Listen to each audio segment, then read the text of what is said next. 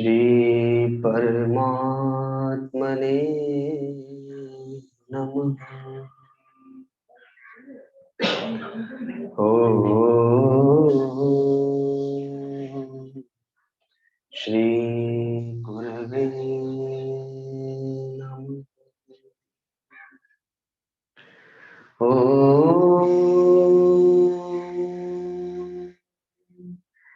श्री गणेशाय नमः।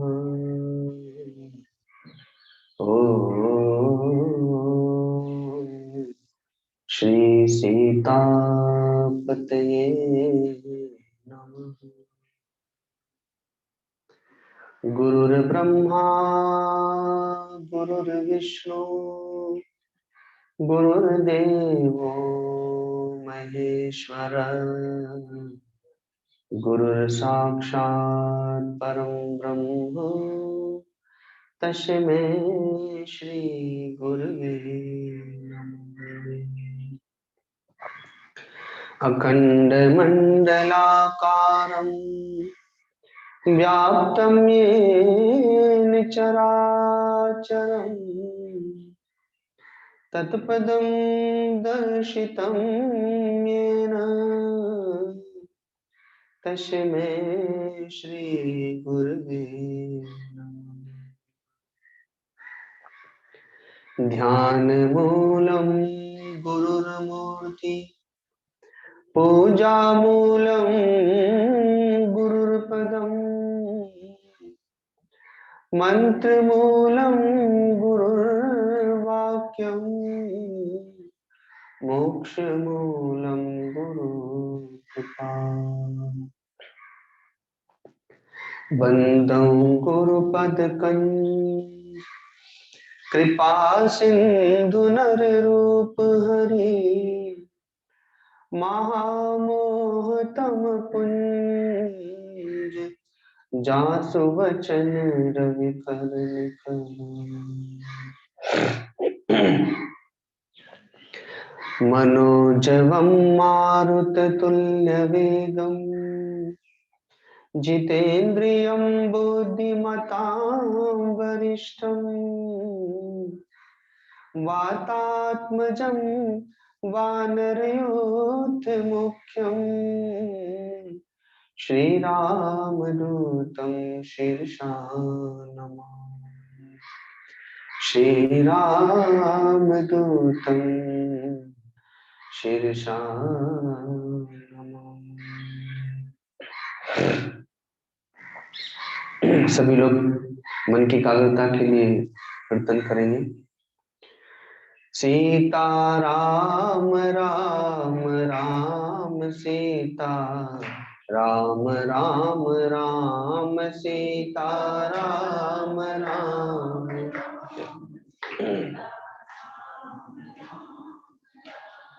सीता राम राम राम सीता राम राम राम सीता।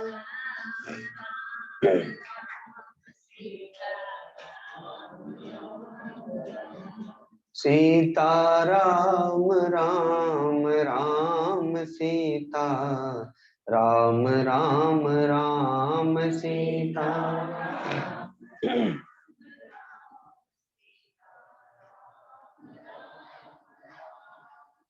राम ही केवल प्रेम प्यारा,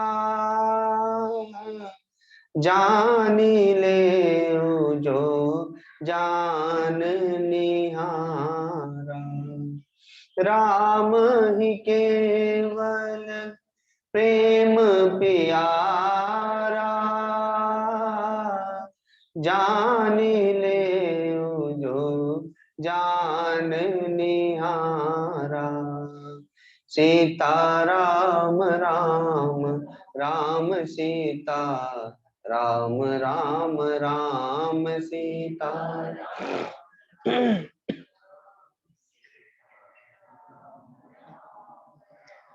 सीता राम राम राम सीता राम राम राम सीता।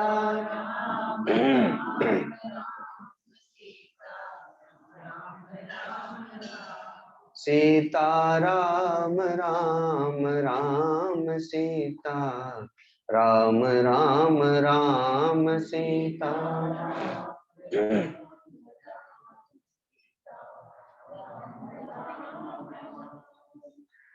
अब मोहि भरोसनु मनता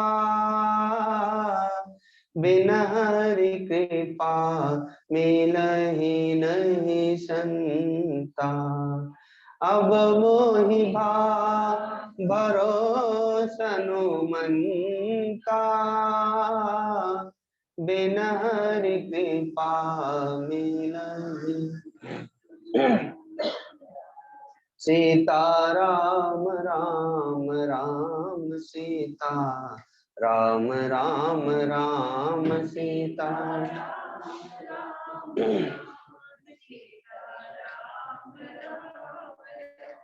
सीता राम राम राम सीता राम राम राम सीता।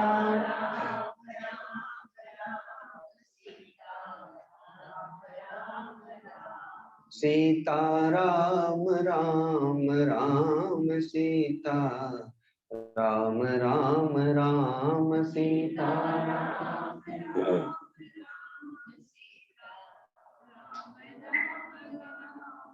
सिय राममय सब जग जानी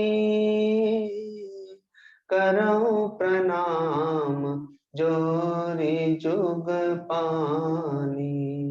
सिय राममय सब जग जानी करऊं प्रणाम जोरी जुग पानी। सीता राम राम राम सीता राम राम राम सीता।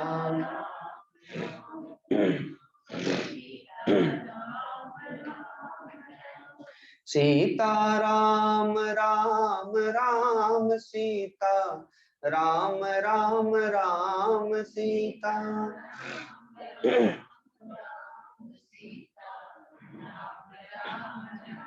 सीता राम राम राम सीता राम राम राम सीता।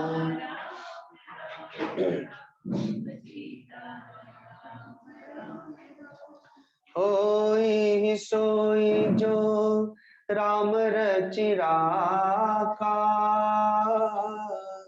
को करि तर्क बढ़ावे शाखा।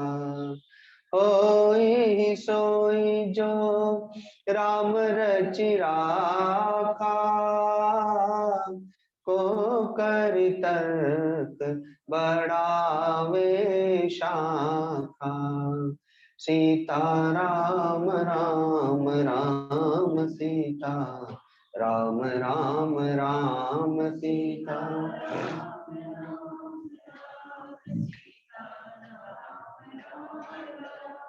सीता राम राम राम सीता राम राम राम सीता।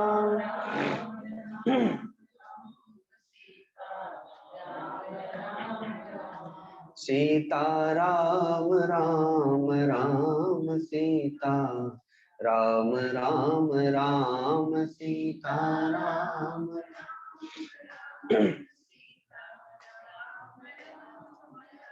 सीता राम राम राम सीता राम राम सीता राम राम राम सीता राम राम राम।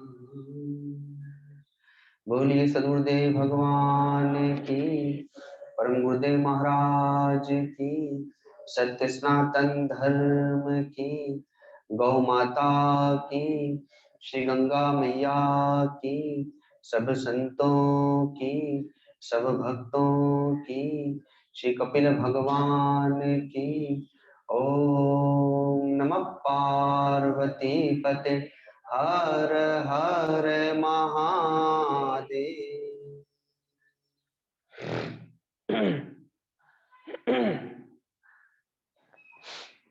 जैसे हमारे शरीर में अंग उपांग है, अगर एक आंख ना हो तो हम काने कहलाते हैं, दो आंखें ना हो तो अंधे कहलाएंगे, हाथ यदि कमजोर हो तो हम लूले कहलाएंगे, पाँव न हो तो लंगड़े कहलाएंगे, मन बुद्धि स्वस्थ न हो तो हम पागल कहलाएंगे। शरीर के संपूर्ण अंगों का स्वस्थ होना जरूरी है। जब सारा अंग उपांग स्वस्थ होगा तभी पूर्ण शरीर और स्वस्थ शरीर वाले माने जाते हैं।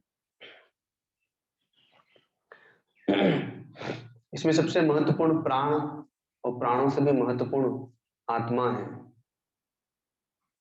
बिना आत्मा के तो शरीर की कल्पना ही नहीं है। तो वैसे ही गृहस्थ आश्रम में माता पिता, पति पत्नी, बाल बच्चे, भाई बांधव, सारे नाते रिश्ते जब पूर्ण होते हैं तो गृहस्थ आश्रम को परिपूर्ण माना जाता है। माता पिता ना हो तो अनाथ कहलाता है, किसी के बाल बच्चे ना हो तो वो निसंतान कहलाते हैं। गृहस्थ आश्रम की परिपूर्णता उसके संपूर्ण अंग उपांगों से ही है। लेकिन वह भौतिक परिवार हुआ, वे भौतिक तत्व हुए, वे भौतिक अंग उपांग हुए। जिसके जीवन में सदगुरु नहीं है, सदगुरु रूपी आत्मा नहीं है, तो वह अधूरा माना जाता है। उसका जीवन अधूरा है, वह मानो अध्यात्म में अपंग है। उसके पास में अध्यात्म में आत्मा नहीं है,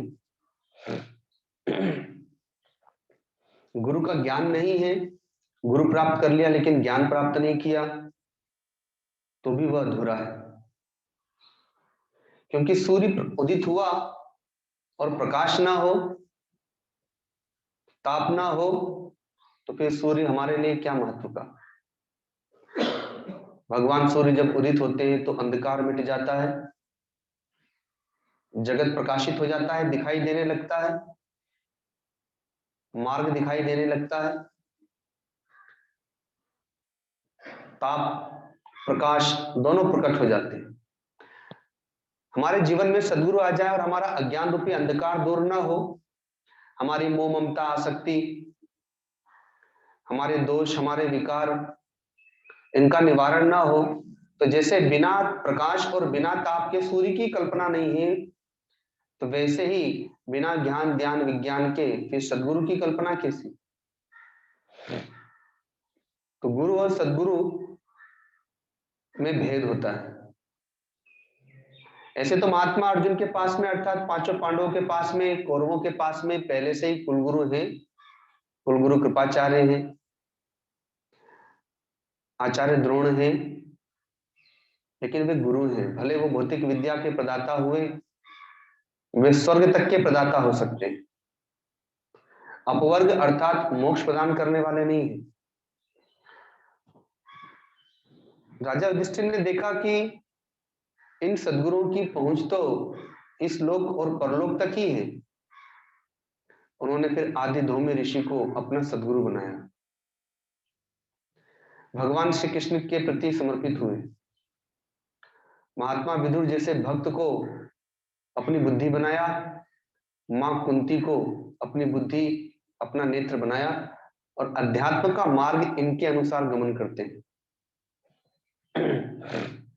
तो गुरु को प्राप्त करना और फिर उसके उपरांत सदगुरु से ज्ञान प्राप्त करना, जो हमें केवल भौतिक ही नहीं बल्कि आध्यात्मिक मार्ग भी हमारा प्रशस्त कर सके, वही सदगुरु है। जो हमारे दोषों का परिमार्जन कर सके, वही सदगुरु है। जो हमें सत्य का मार्ग दिखा सके, वही सदगुरु है। गुरु भौतिक जगत की शिक्षा प्रदान करते हैं, लेकिन सदगुरु तो ब्रह्म विद्या प्रदान करते हैं और वे सामर्थ्यशाली होते हैं। जैसा कि मैंने कल कहा था कि सदगुरु कुम्हार के समान होता है, सदगुरु वैद्य के समान होता है, सदगुरु दर्जी के समान होता है। कई उपमाएं दी थी। भगवान श्री कृष्ण ने तो वे ऐसे सदगुरु हैं कि अपना विराट स्वरूप प्रकट कर दिया, क्योंकि सदगुरु तो सामर्थ्यशाली होते हैं। इसीलिए तो भक्तों ने भी गायन किया है कि गुरु गोविंद दो खड़े, काके लागू पाए, और बलिहारी गुरु आपनो जिन गोविंद दियो बताए। भगवान से मिलाने वाले तो सदगुरु ही हैं। इस जगत में लाने वाले माता पिता, जगत की शिक्षा देने वाले भौतिक गुरु, जगत में व्यवहार सिखाने वाले माता पिता, भाई बांधव, भौतिक गुरु, लेकिन अध्यात्म में लाने वाले, अध्यात्म नगरी में प्रवेश दिलाने वाले, भगवान को प्रकट करने वाले, भगवान के पास पहुंचाने वाले, वो तो सदगुरु हैं। तो भगवान से जो मिला दे वह सदगुरु। यदि सदगुरु ना हो तो फिर भगवान से कौन मिलाए?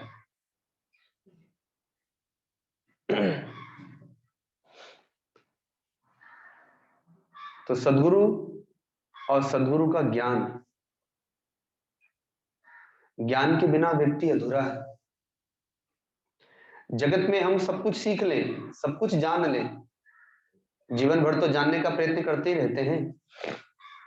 इस विद्या को जान लें, उस विद्या को सीख लें, कितनी भी विद्याओं को प्राप्त कर लें, लेकिन जब तक हमने ब्रह्म विद्या को प्राप्त नहीं किया तब तक हम अधूरे ही हैं। स्वामी रामकृष्ण परमहंस जी स्वयं साक्षात भगवती काली का दर्शन करते थे, उनसे वार्ता करते थे।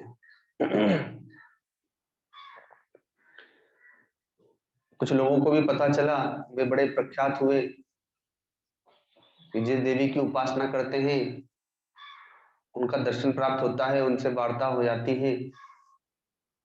तो उनके पास आकर के भक्तों ने निवेदन किया कि स्वामी जी आपकी कृपा हो तो हमें भी देवी का दर्शन हो जाए, उनसे वार्ता हो जाए।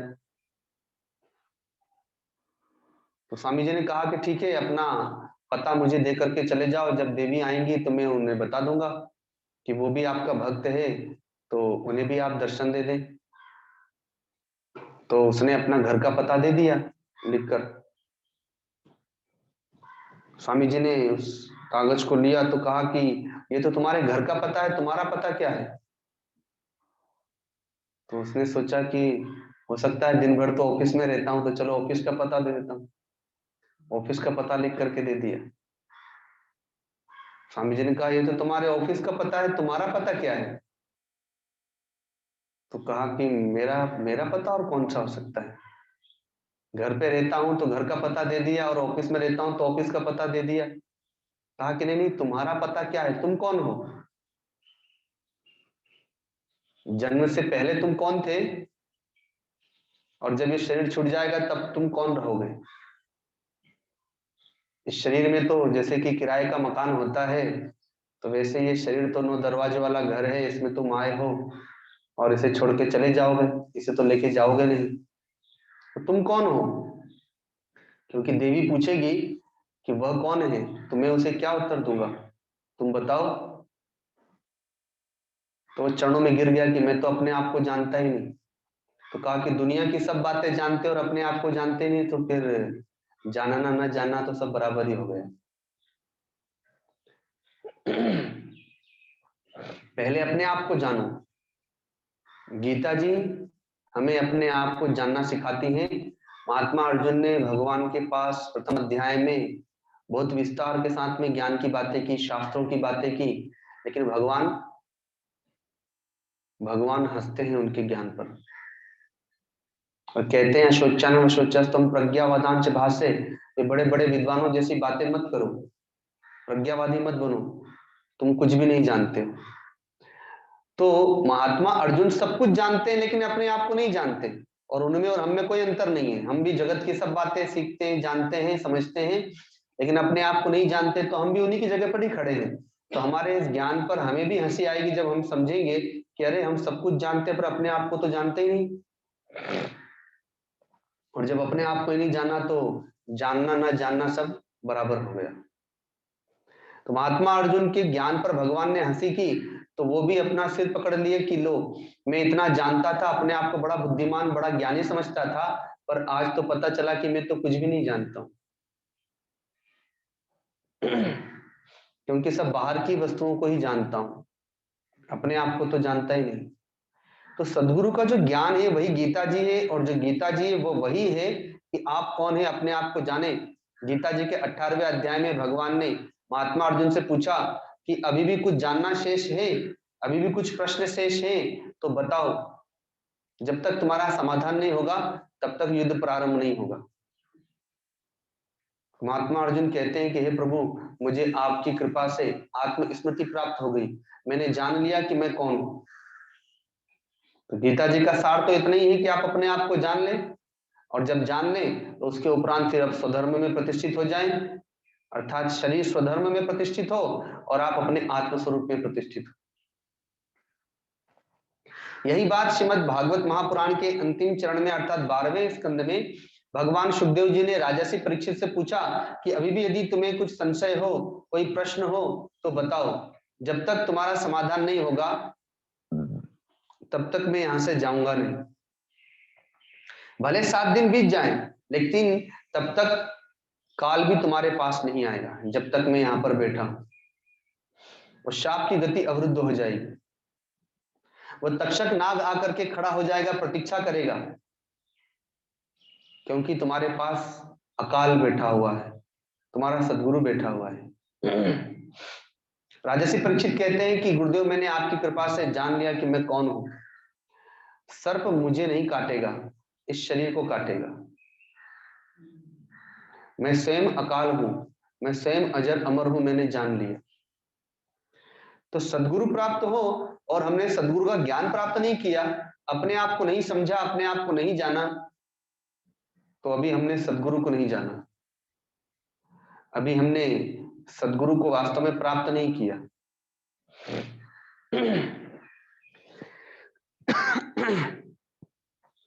अभी हमने केवल ऊपर ऊपर ही सदगुरु को बनाया है, और अभी हम सदगुरु के अनुसार नहीं चलते बल्कि सदगुरु को अपने अनुसार चलाते हैं। जैसे महात्मा अर्जुन ने गीता जी के 2 अध्याय के प्रथम चरण में जब ये कहा कि शिष्यस्ते हम शादी मामताम प्रपन्नम, मैं आपका शिष्य होता हूं, मुझे शांति प्रदान करें, मुझे अपना शिष्य बनाएं, लेकिन मुझे युद्ध करने को न कहें।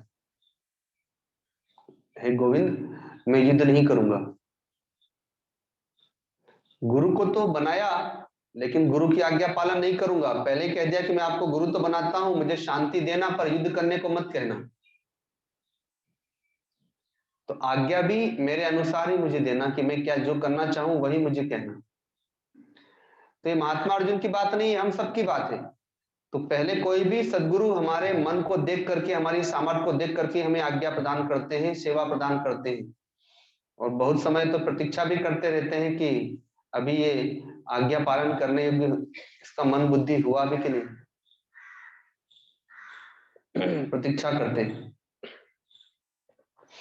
धीरे धीरे जब समर्पण बढ़ता है, श्रद्धा बढ़ती है, तो जैसी श्रद्धा जैसा समर्पण उसके अनुसार ही आज्ञा प्रदान की जाती है, भार नहीं दिया जाता।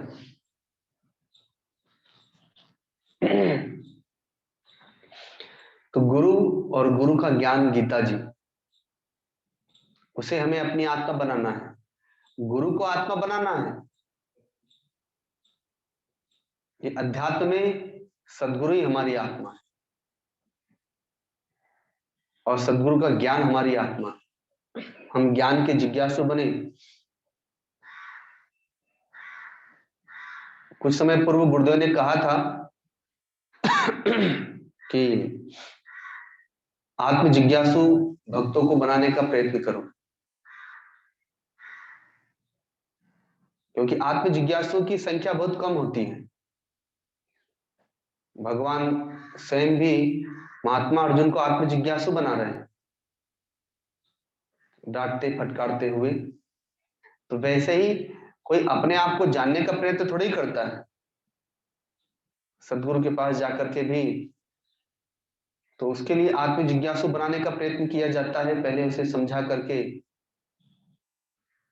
सेवा से मन बुद्धि चित्त को पवित्र करके, जब मन निर्मल होगा तभी आत्म जिज्ञासा प्रकट होगी।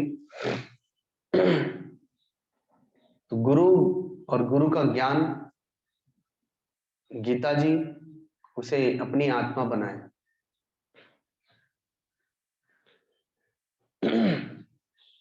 जब जब भी हमारे मन में संशय, शोक, संताप आदि उत्पन्न हो तो गुरु के ज्ञान को याद करें।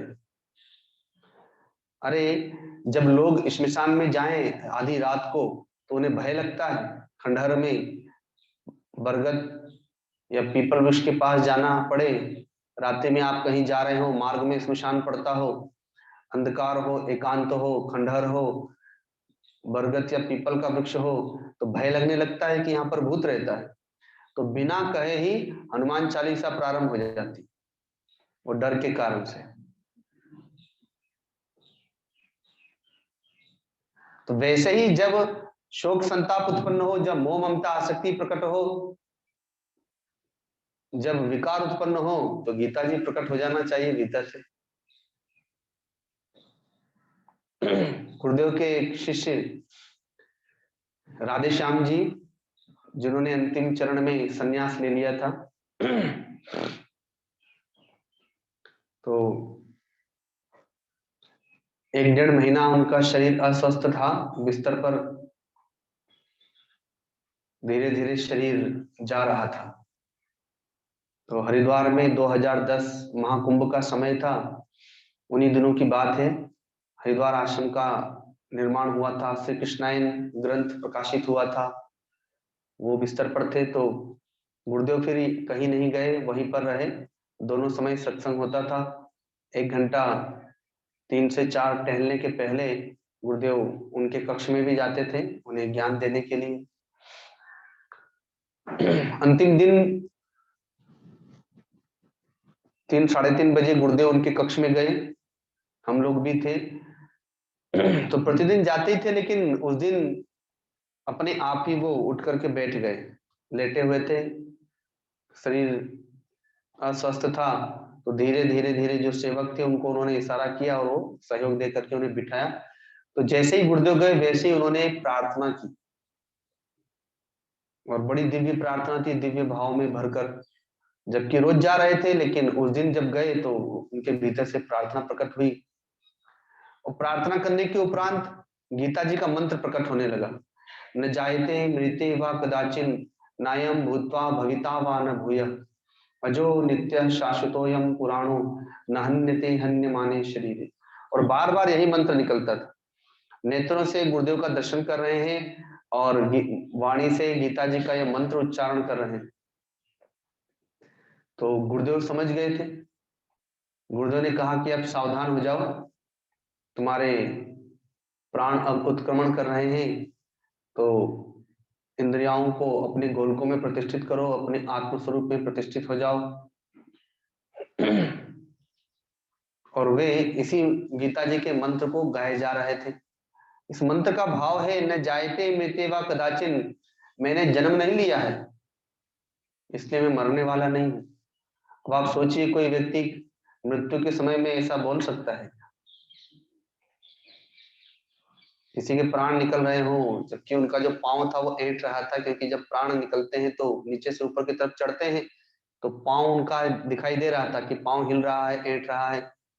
तो उन्हें भी समझ में तो आ ही रहा है, सबको भी समझ में आ ही रहा है जो जानने वाले हैं कि प्राण निकल रहे हैं। और उस समय सदगुरु का दर्शन करते हुए वो गीता जी का मंत्र उच्चारण कर रहे हैं कि न जायते मृते व कदाचिन, मैंने जन्म नहीं लिया है इसलिए मैं मरने वाला नहीं हूँ। मैं तो अजर हूँ, अमर हूँ, शाश्वत हूँ, सनातन हूँ, पुरातन हूँ, अव्यय अविनाशी हूँ, घट घट वासी और सहज ही सुख की राशि। इस मंत्र का भाव है और वे इसका गायन करते रहते हैं, करते रहते हैं। गुरुदेव उन्हें उत्साहित करते रहते हैं, सावधान करते रहते हैं। सामान्य व्यक्ति का जो जीव होता है अर्थात प्राण होता है वो निकलता है।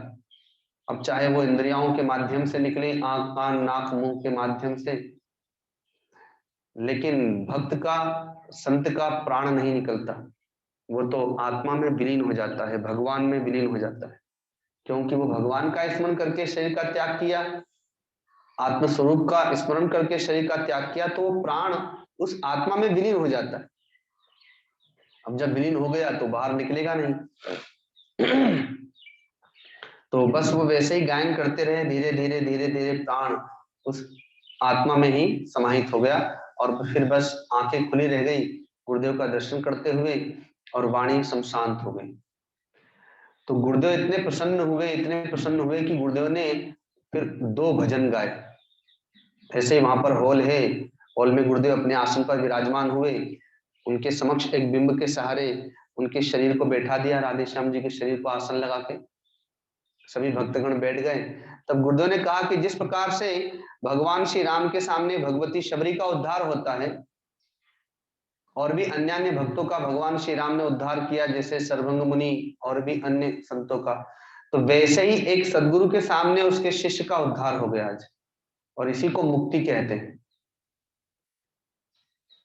तो इसलिए फिर प्रसन्न होकर के गुरुदेव ने 2 भजन गाए, सब लोगों ने भी गाए। ये गीता जी का ज्ञान है। जिसने अपनी आत्मा बनाई गीता जी को, तो अंतिम समय में अपनी आत्मा ही तो याद आती है। क्योंकि व्यक्ति को सबसे प्रिय अपनी आत्मा होती है।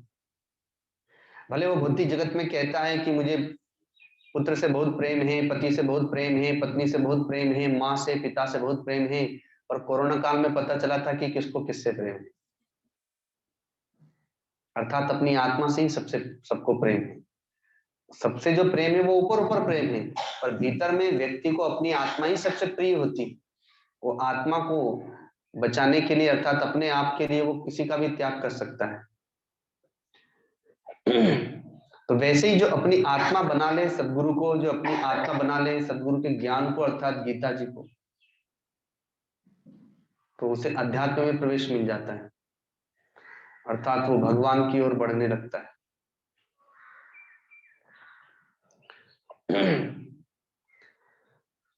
गुरु, गीता और गंगा जी, ऐसे तो जब भी कोई भगवान के लिए चलता है, चाहे वो घर में हो राजा जनक के समान, तो सदगुरु के पास उन्हें भेजा जाता है, या सदगुरु ही उनके पास भेज दिया जाता है। क्योंकि अध्यात्म का मार्ग ही ऐसा है, बिना गुरु के ये प्रारंभ नहीं होता। हमने सदगुरु प्राप्ति के पहले जितना भी पूजा पाठ जोग जब तक किया, तीर्थ में भ्रमण किया, वो सारा पुण्य इकट्ठा होकर के हमें जब सदगुरु की प्राप्ति हो गई, बस उस सारे पुण्य ने हमें फल दे दिया, सदगुरु की प्राप्ति। क्योंकि कहा भी है कि यह तन विष की वेल ली, और गुरु अमृत की खान, और शीश दिए जो गुरु मिले तो भी सस्ता जान। इतनी बड़ी बात कही है भक्तों ने कि सामान्य चीजें, भौतिक वस्तुएं, भौतिक पद प्रतिष्ठा आदि नहीं, बल्कि अगर हम शीश दे करके भी सदगुरु को प्राप्त कर लिए तो भी बहुत सस्ता है। क्योंकि सदगुरु के बिना अध्यात्म का मार्ग ही प्रकाशित नहीं होता। महाभारत में तथा अन्य अन्य ग्रंथों में गुरु शिष्य की जो जीवनियां हैं, गुरु शिष्य का जो संबंध है, वह प्रकाशित किया गया है। गुरु भक्त हुए हैं सत्यकाम, गुरु भक्त हुए हैं आरुणि, गुरु भक्त हुए हैं उपमन्यु, और भी ऐसे बहुत से गुरु भक्त हुए, उनकी जीवनियां प्रकाशित की गई है। एक तरफ हनुमान जी हैं, जो रावण के दरबार में जब पहुंचते हैं, जब रावण ने पूछा कि तुम कौन हो, अपना परिचय दो, तो हनुमान जी दासोहम रघुनंदनस्य, मैं रघुनंदन का दास हूं। वे ये नहीं कहते हैं कि मैं अंजनी पुत्र हूं, मैं केशरी नंदन हूं, मैं वायु पुत्र हूं, या मैं हनुमान हूं। न सुग्रीव का दूत बताते हैं वहां पर, वे कहते हैं कि मैं रघुनंदन का दास हूं। एक सेवक का परिचय, एक दास का परिचय स्वामी होता है।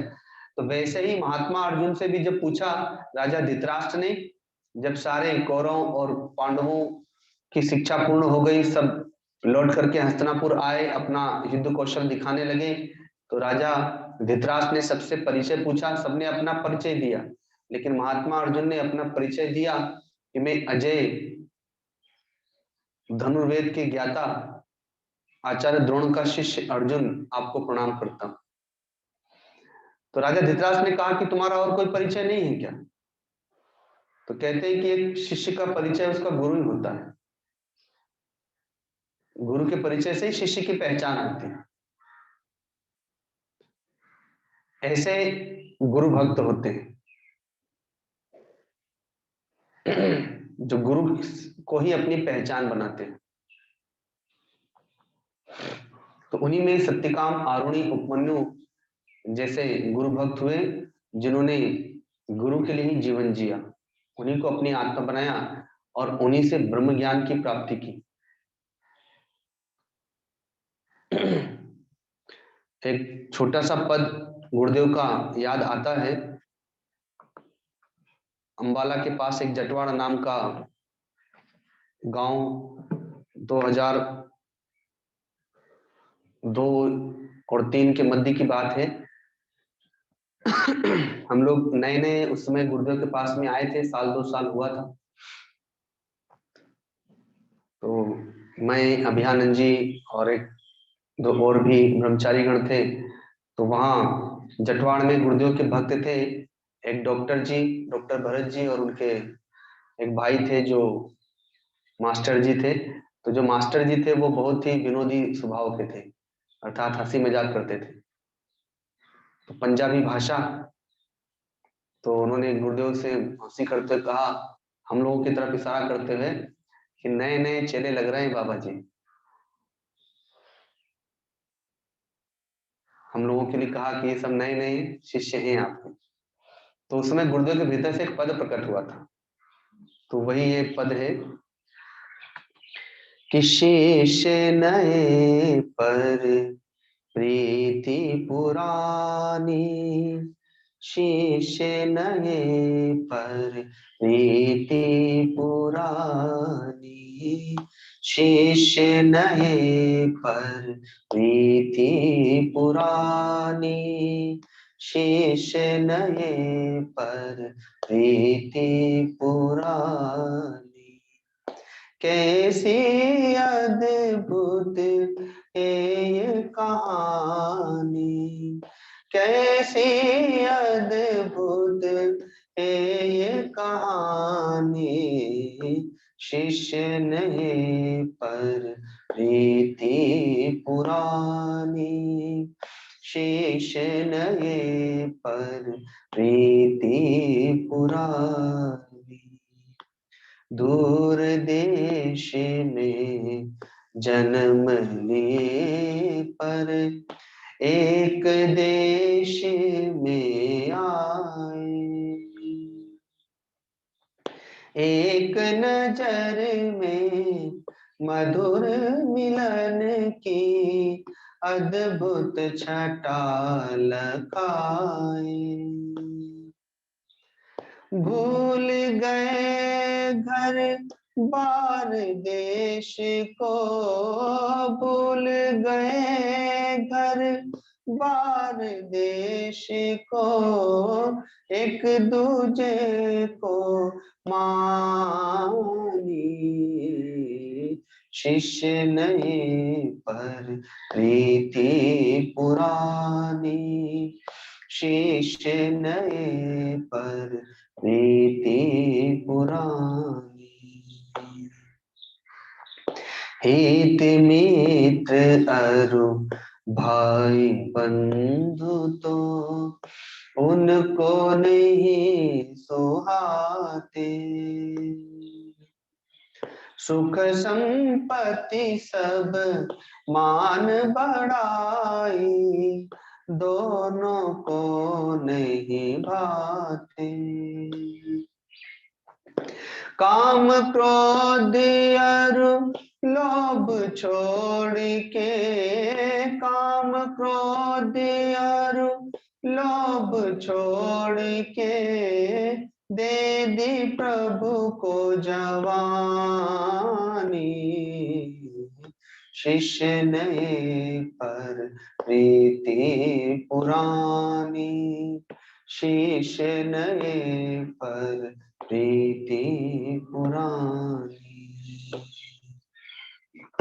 बिहरत मन दोनों एक संग में, दिन रात नहीं देखे। शीश गुरु की भाव भंगिमा, एक में एक समानी। मन बुद्धि सब एक दूजे में, मन बुद्धि सब एक दूजे में, अद्भुत प्रेम कहानी। शिष्य नए पर प्रीति पुरानी, शीश नए पर प्रीति पुरानी।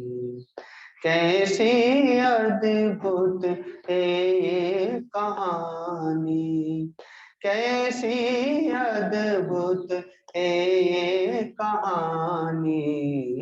शिष्य नए पर प्रीति पुरानी, शिष्य नए पर प्रीति पुरानी। बोलिए सदगुरुदेव भगवान की।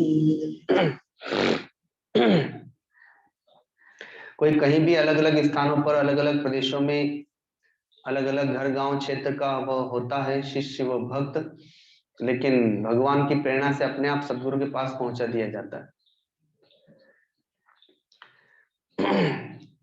जैसे अमृतानंद जी की बात याद आती है, जब वे गृहस्थ आश्रम का परित्याग करके गए तो पहले हरिद्वार में कच्चीलाल आश्रम है, गुजरात के भक्तों का, गुजरात के लोगों का वो स्थान है। वे वहां पर रहे। उनके मन में परिकल्पना थी कि हिमालय चलना है, वहां हिमालय में संत होंगे, वहीं तपस्या करेंगे और भगवान को प्राप्त करेंगे। तो भगवान की प्रेरणा से वे कच्चीलाल आश्रम में पहुंचे कि तभी एक दिन परिवार के लोग वहां पर आ गए।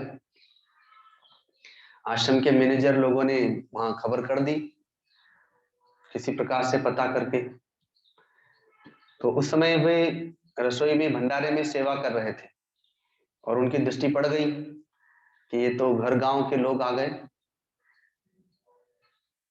तो वे लोग तो आकर के ऑफिस में जाने लगे और संध्या का समय था, 7-8 बजे का, थोड़ा अंधकार हो चुका था, भोजन प्रसाद का समय चल रहा था। वो पंगत में सेवा कर रहे थे, प्रसाद चला रहे थे।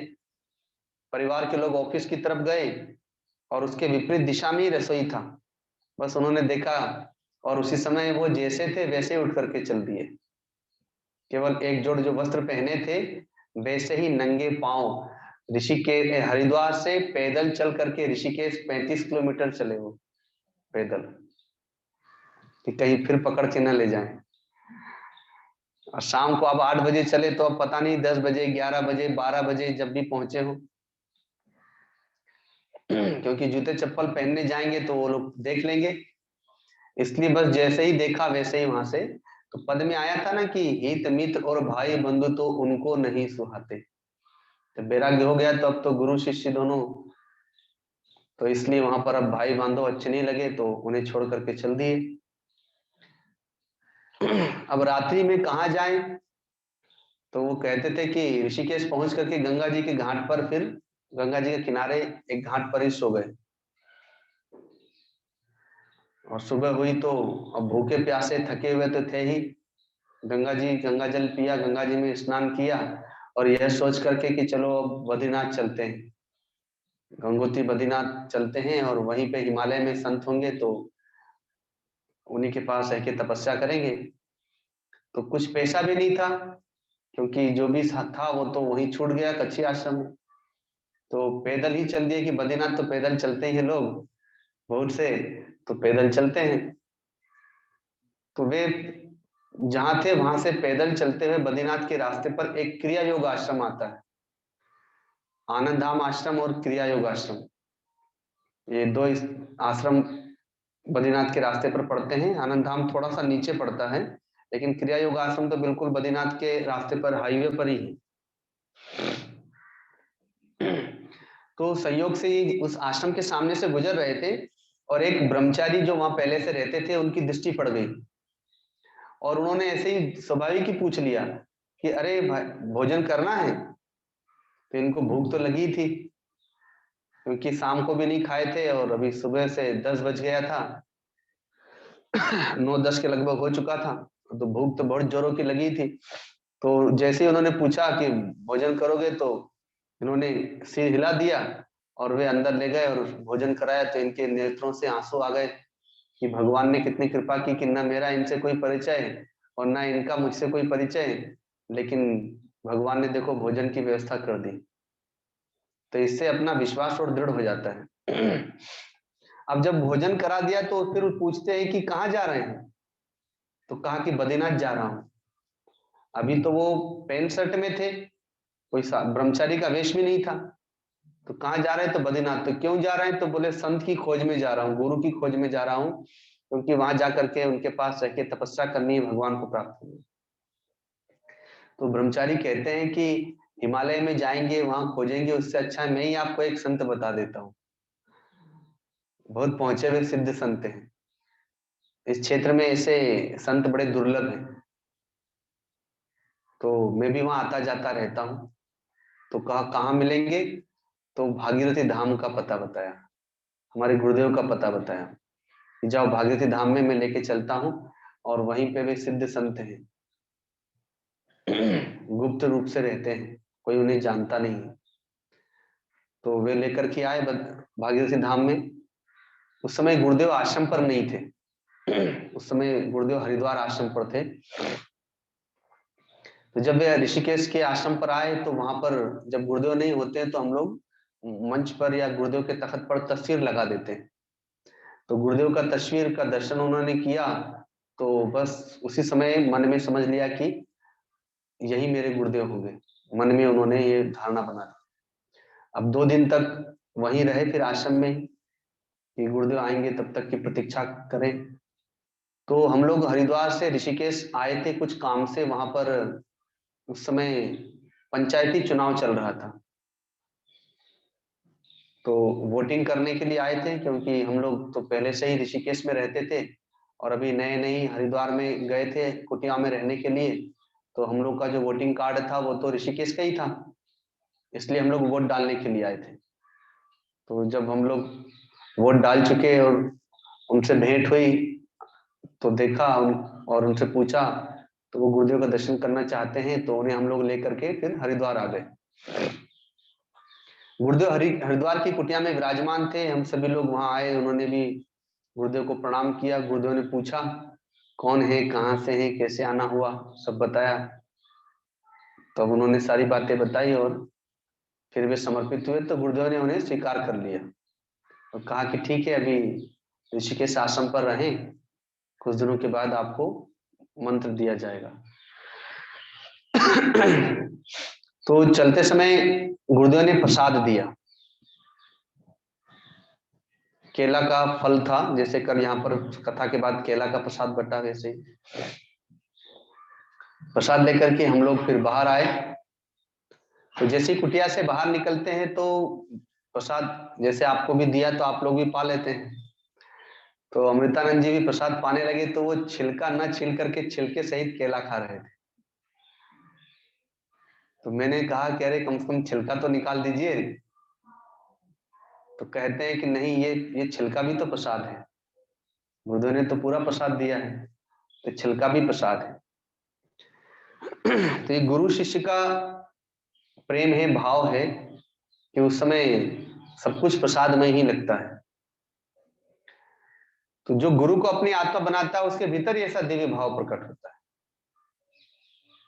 और ये प्रथम दर्शन था, लेकिन प्रीति तो बहुत पुरानी थी, ये आज की नहीं थी, प्रीति बहुत पुरानी थी। इसलिए भगवान ने अपने आप वहां पर भेज दिया। जैसे लालजी भाई भी कहते हैं कि गुरुदेव का दर्शन करके ऐसा नहीं लगता है कि हम अभी नए नए मिले, ये तो बहुत पुराना संबंध है हम लोगों का। क्योंकि गुरुदेव के प्रति जो दिव्य भाव, दिव्य प्रेम, दिव्य श्रद्धा आपकी हम लोगों ने भी देखी, और आपने भी जो गुरुदेव को पहचाना, तो वो ऐसे गिनती के लोगों में होता है। तो भले ही वो आज की भेंट है, लेकिन वो जो प्रीति है, जो संबंध है, वो बहुत पुराना है। गुरुदेव ने भी एक पद गाया था, जिसे मैंने कल गाया था, कि जुग जुग की यह प्रेम कहानी, मधुर मिलन यह मानिए। कि ये एक जन्म का संबंध नहीं है, न जाने कितने जन्मों से, न जाने कितने युगों से ये प्रीति, ये प्रेम, ये संबंध चला आ रहा है। अब गंगा जी गौमुख से चलती हैं और गंगा सागर में जाकर के विलीन होती है। तो वैसे ही हम न जाने कितने जन्मों से चल रहे हैं, और कब जाकर के गुरु के गुरुत्व को, अर्थात उनके पूर्णत्व को प्राप्त करेंगे। लेकिन जो लगा है तो वो पहुंचेगा ही।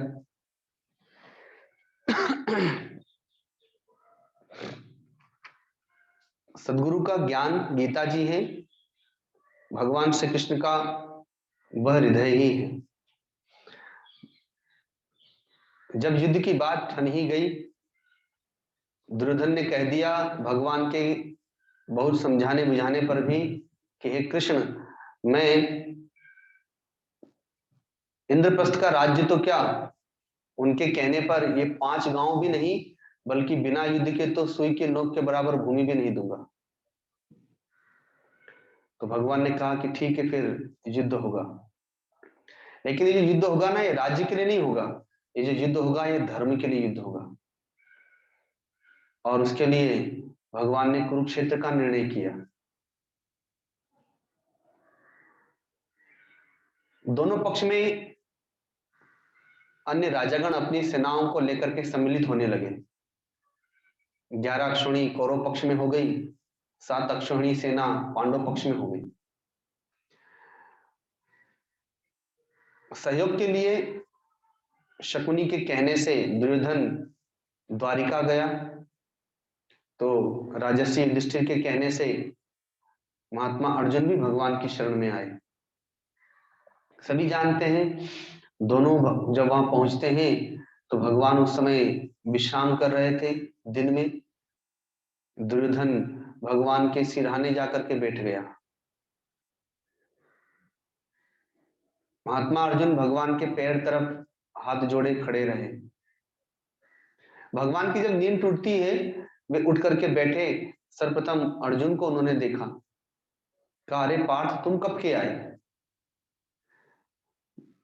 अर्जुन कुछ बोले उसके पहले दुर्योधन ने कहा कि कृष्ण, पहले मैं आया हूं। भगवान ने कहा लेकिन मैंने तो पहले अर्जुन को देखा है। भगवान समझ गए दोनों सहयोग के लिए आए। भगवान ने कहा देखो, मैं अपने आप को 2 भागों में बांट चुका हूं। एक तरफ मेरी नारायणी सेना होगी, अर्थात एक तरफ मेरी शक्ति होगी, और दूसरी तरफ मैं रहूंगा, लेकिन मैं निहत्था रहूंगा और मैं युद्ध नहीं करूंगा। अब 2 में से जिसको जो मांगना है मांग लो। पर पहले मैंने अर्जुन को देखा है, और अर्जुन तुमसे छोटे होते हैं तो पहले छोटे को ही तो अवसर दिया जाता है, तो पहले अर्जुन मांगे।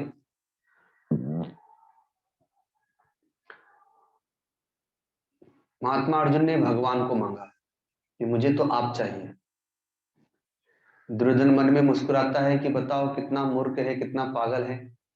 अरे जब इसको युद्ध करना ही नहीं है कृष्ण को, और अस्त्र शस्त्र उठाना ही नहीं है, तो फिर इस ग्वाले की आवश्यकता ही क्या है युद्ध के मैदान में? वहां कोई गाय चराने थोड़े जाना है। युद्ध में तो शक्ति की आवश्यकता है। तो मन में हंसता है और कहता है कि हे कृष्ण, जब अर्जुन ने आपको मांग ही लिया तो ठीक है, फिर मैं सेना ही लेके चला जाता हूं। ऐसा कह करके दुर्योधन तो चला गया। तो भगवान ने कहा अर्जुन से कि तुमने मुझे क्यों मांगा, जब मुझे युद्ध करना ही नहीं है, अस्त्र शस्त्र उठाना ही नहीं है, तो फिर मुझे क्यों मांगा? मेरी नारायण सेना क्यों नहीं मांगी? जो इस समय विश्व में सर्वशक्ति संपन्न है, देवताओं को भी पराजित कर सकती है, तो उस सेना को तुमने क्यों नहीं मांगा? तो महात्मा अर्जुन ने कहा कि हे प्रभु, युद्ध में केवल शक्ति की आवश्यकता ही नहीं होती, युद्ध में नीति की भी आवश्यकता होती है, और युद्ध में आशीर्वाद की आवश्यकता होती है। और इस समय संसार में संपूर्ण नीतियों के ज्ञाता आप ही हैं, और जिसका हाथ आपके सिर पर, जिसका जिसके सिर पर आपका हाथ हो, जिसे आपका आशीर्वाद प्राप्त हो, वो युद्ध में पराजित कैसे हो सकता है? और हे कृष्ण, मेरे पास में अग्नि देवता के द्वारा दिया हुआ दिव्य रथ है, दिव्य कवच है, दिव्य धनुष है, दिव्य अस्त्र शस्त्र है, लेकिन मेरे पास केवल दिव्य सारथी नहीं है। आप मेरे रथ की बागडोर संभाल लें, मेरे सारथी बन जाएं, मेरा मार्गदर्शन करें, तो मैं निश्चित रूप से इस युद्ध को जीत जाऊंगा। भगवान श्री कृष्ण बड़े प्रसन्न हो गए कि सबसे बुद्धिमानों में बुद्धिमान तुम ही हो, जिसने मुझे पहचान लिया और मुझे ये रथ की बागडोर नहीं सौंपी है, बल्कि युद्ध की ही बागडोर सौंप दी। क्योंकि अगर अब तुम पराजित होते हो तो पराजय तो मेरी मानी जाएगी। महात्मा अर्जुन ने, अर्थात पांडवों ने, भगवान को ही अपना सारथी बना दिया। अब दोनों पक्ष कुरुक्षेत्र के मैदान में पहुंचे। वो कुरुक्षेत्र का मैदान तो आज भी हमारा घर बना हुआ है। एक जो गृहस्थ आश्रम है, कुरुक्षेत्र का मैदान ही है। आज भी लोगों के मन में अवधारणा होती है कि महाभारत ग्रंथ नहीं पढ़ना चाहिए, नहीं तो अपने घर में महाभारत हो जाएगी। और पढ़ना तो दूर रहा, अपने घर में महाभारत रखते भी नहीं है। लोगों के मन में ऐसी अवधारणा है। पर मैं तो लोगों से पूछता हूं कि भाई, आपके घर में न महाभारत पढ़ते हैं और न महाभारत रखते हैं, तो ये बताओ कि अपने घर में महाभारत हो रही है कि रामायण हो रही है? कोई घर नहीं जिस घर में महाभारत ना होती। क्योंकि वो जो महाभारत हुआ था, वो बेरियों के बीच में नहीं हुआ था, वो दो भाइयों के बीच में हुआ था, वो गुरु शिष्य के बीच में हुआ था, वो मामा भांजे के बीच में हुआ था, वो जीजा साले के बीच में हुआ था, वो दादा और पोते के बीच में हुआ था। और गृहस्थ आश्रम में यही हो रहा है। आज हर गृहस्थ आश्रम कुरुक्षेत्र का मैदान बना हुआ है, जहां पर पति पत्नी में युद्ध हो रहा है, जहां पर माता पिता और पुत्र में युद्ध हो रहा है, जहां पर भाई भाई में युद्ध हो रहा है, सारे संबंध, सारे नाते रिश्तों में। तो उस युद्ध को देख करके तो मैं भी कहीं जाता हूं तो अब कहता हूं कि पहले गांव में एक दूसरे के लोग दुश्मन हुआ करते थे, पीढ़ी दर पीढ़ी दुश्मनी चलती थी, जिसको जानी दुश्मन कहते थे। कहा कि वो सब दुश्मन खत्म हो गए, अब दुश्मन तो अपने घर में ही हो गए। भाई भाई में संपत्ति के लिए झगड़ा चल रहा है। आप कोर्ट में जाकर के देखिए, केस से आपको पता चल जाएगा। या तो पति पत्नी में तलाक का केस चल रहा है, या तो भाई भाई में संपत्ति का केस चल रहा है, और नहीं तो पिता पुत्र में ही चल रहा है। अभी एक नया और चल गया है, भाई बहन में भी चलने लगा है। क्योंकि अब पिता की संपत्ति में पुत्र के साथ साथ पुत्री का भी अधिकार हो गया है, तो इसलिए अब पुत्री भी खड़ी हो गई युद्ध करने के लिए।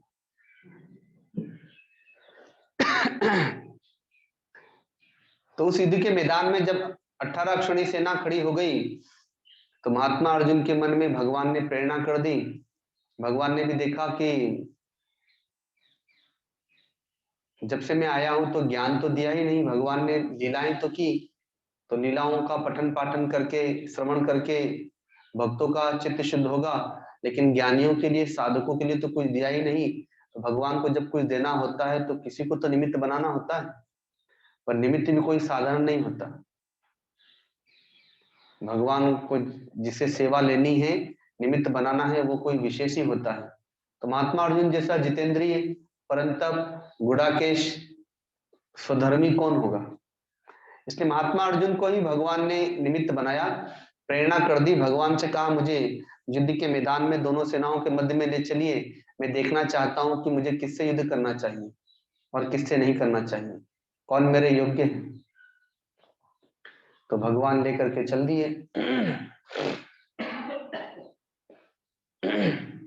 युद्ध के मैदान में भगवान लेकर के जा रहे हैं। जब पितामह भीष्म को देखा तो दादाजी का उपकार याद आ गया। जब मेरे पिताजी नहीं थे तो मुझे गोद में लेकर के खिलाया, पाल पोस के बड़ा किया, हम लोग को शिक्षा पर विशेष ध्यान दिया। आगे बढ़े तो गुरुदेव द्रोणाचार्य को देखा तो उनकी कृपा हम याद आ गई कि सृष्टि का, धरती का सब सर्वश्रेष्ठ धनुर्धर बनाने में इन्होंने ही मेहनत की है। जो अस्त्र इन्होंने अपने पुत्र अश्वत्थामा को नहीं दिए, वह अस्त्र भी मुझे दे दिए। इसी प्रकार से आगे बढ़ते जाते हैं, स्वजनों को देखते जाते हैं तो भीतर में मोह प्रकट होता जाता है। जैसे चाहे हमारा पुत्र चोरी करके आया हो, डकैती करके आया हो, हत्या करके आया हो, लेकिन पुत्र मोह तो होता ही है। उसको छुपाएंगे, उसको बचाएंगे। तो वैसे ही महात्मा अर्जुन देख रहे हैं कि ये सब अधर्मी हैं, अधर्म के पक्ष से खड़े हैं, लेकिन फिर भी उनसे मोह करते हैं। और भगवान को उपदेश देने लगते हैं, हाथों से धनुष बाण छोड़ देते हैं कि मैं युद्ध नहीं करूंगा, स्वजनों का वध नहीं करूंगा। तो भगवान ने फिर महात्मा अर्जुन को डांटा फटकारा, धर्म का उपदेश दिया। महात्मा अर्जुन ने देखा कि मैंने जो भी बातें कही हैं, भगवान लगता उनसे भी कुछ विशेष जानते हैं, तभी तो मेरे ज्ञान की हंसी कर दी। इसलिए वे भगवान के चरणों में समर्पित हो गए। तो जीव की सबसे बड़ी उपलब्धि है सदगुरु को प्राप्त करना और सदगुरु के पास समर्पित होना। महात्मा अर्जुन के पास में सब कुछ है, लेकिन एक सदगुरु नहीं है। अतः सदगुरु नहीं होने के कारण से वे आत्मज्ञानी नहीं है, अपने आप को जानने वाले नहीं है। जो सदी स्वर्ग जा चुके हैं, देवताओं से दिव्यास्त्र प्राप्त कर चुके हैं, भगवान शिव से युद्ध भी कर चुके हैं, लेकिन फिर भी वे अधूरे हैं क्योंकि उनके पास सदगुरु नहीं है, सदगुरु का ज्ञान नहीं है। अतः शिष्यस्ते हम साधि मामताम प्रपन्नम कह करके भगवान के चरणों में समर्पित हो गए। भगवान को पहला शिष्य प्राप्त होता है और अंतिम शिष्य प्राप्त होता है जो उन्हें सदगुरु मानता है। भगवान को भगवान मानने वाले तो बहुत मिले, लेकिन भगवान को गुरु मानने वाला कोई नहीं मिला था। अतः भगवान के चरणों में समर्पित हुए। भगवान ने अपना दिव्य ज्ञान प्रदान कर दिया। भगवान का हृदय ज्ञान से भरा हुआ है। गीता जी प्रकट हो गई। भगवान का दिव्य ज्ञान ही गीता जी है। गीता जी की स्तुति, गीता जी की वंदना संक्षेप में गायन करते हैं, आप लोग भी श्रवण करें। गीता हृदय भगवान का सब ज्ञान का शुभ सार है। इस शुद्ध गीता ज्ञान से ही चल रहा संसार है। गीता परम विद्या सनातन सर्वशास्त्र प्रधान है। पर ब्रह्म रूपी मोक्षकारी नित्य गीता ज्ञान है। इस मोह माया कष्ट से तरना जिसे संसार हो, वह बैठ गीता नाव में सुख से सहज में पार हो। संसार के सब ज्ञान का यह ज्ञानमय भंडार है। श्रुति उपनिषद वेदांत ग्रंथों का परम सुख सार है।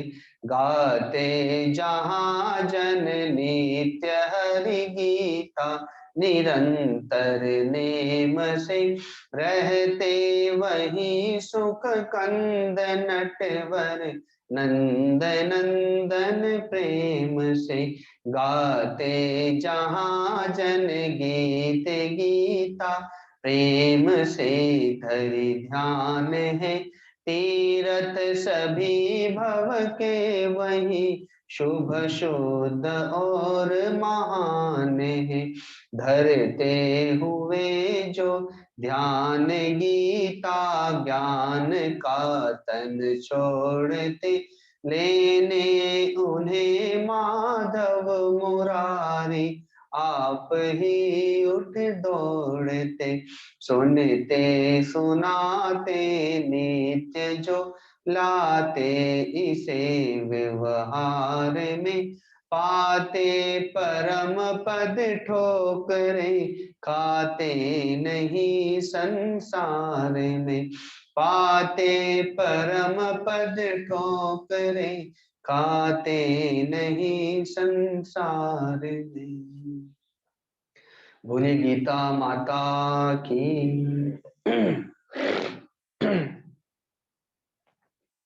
गीता जी का ज्ञान ऐसा ज्ञान है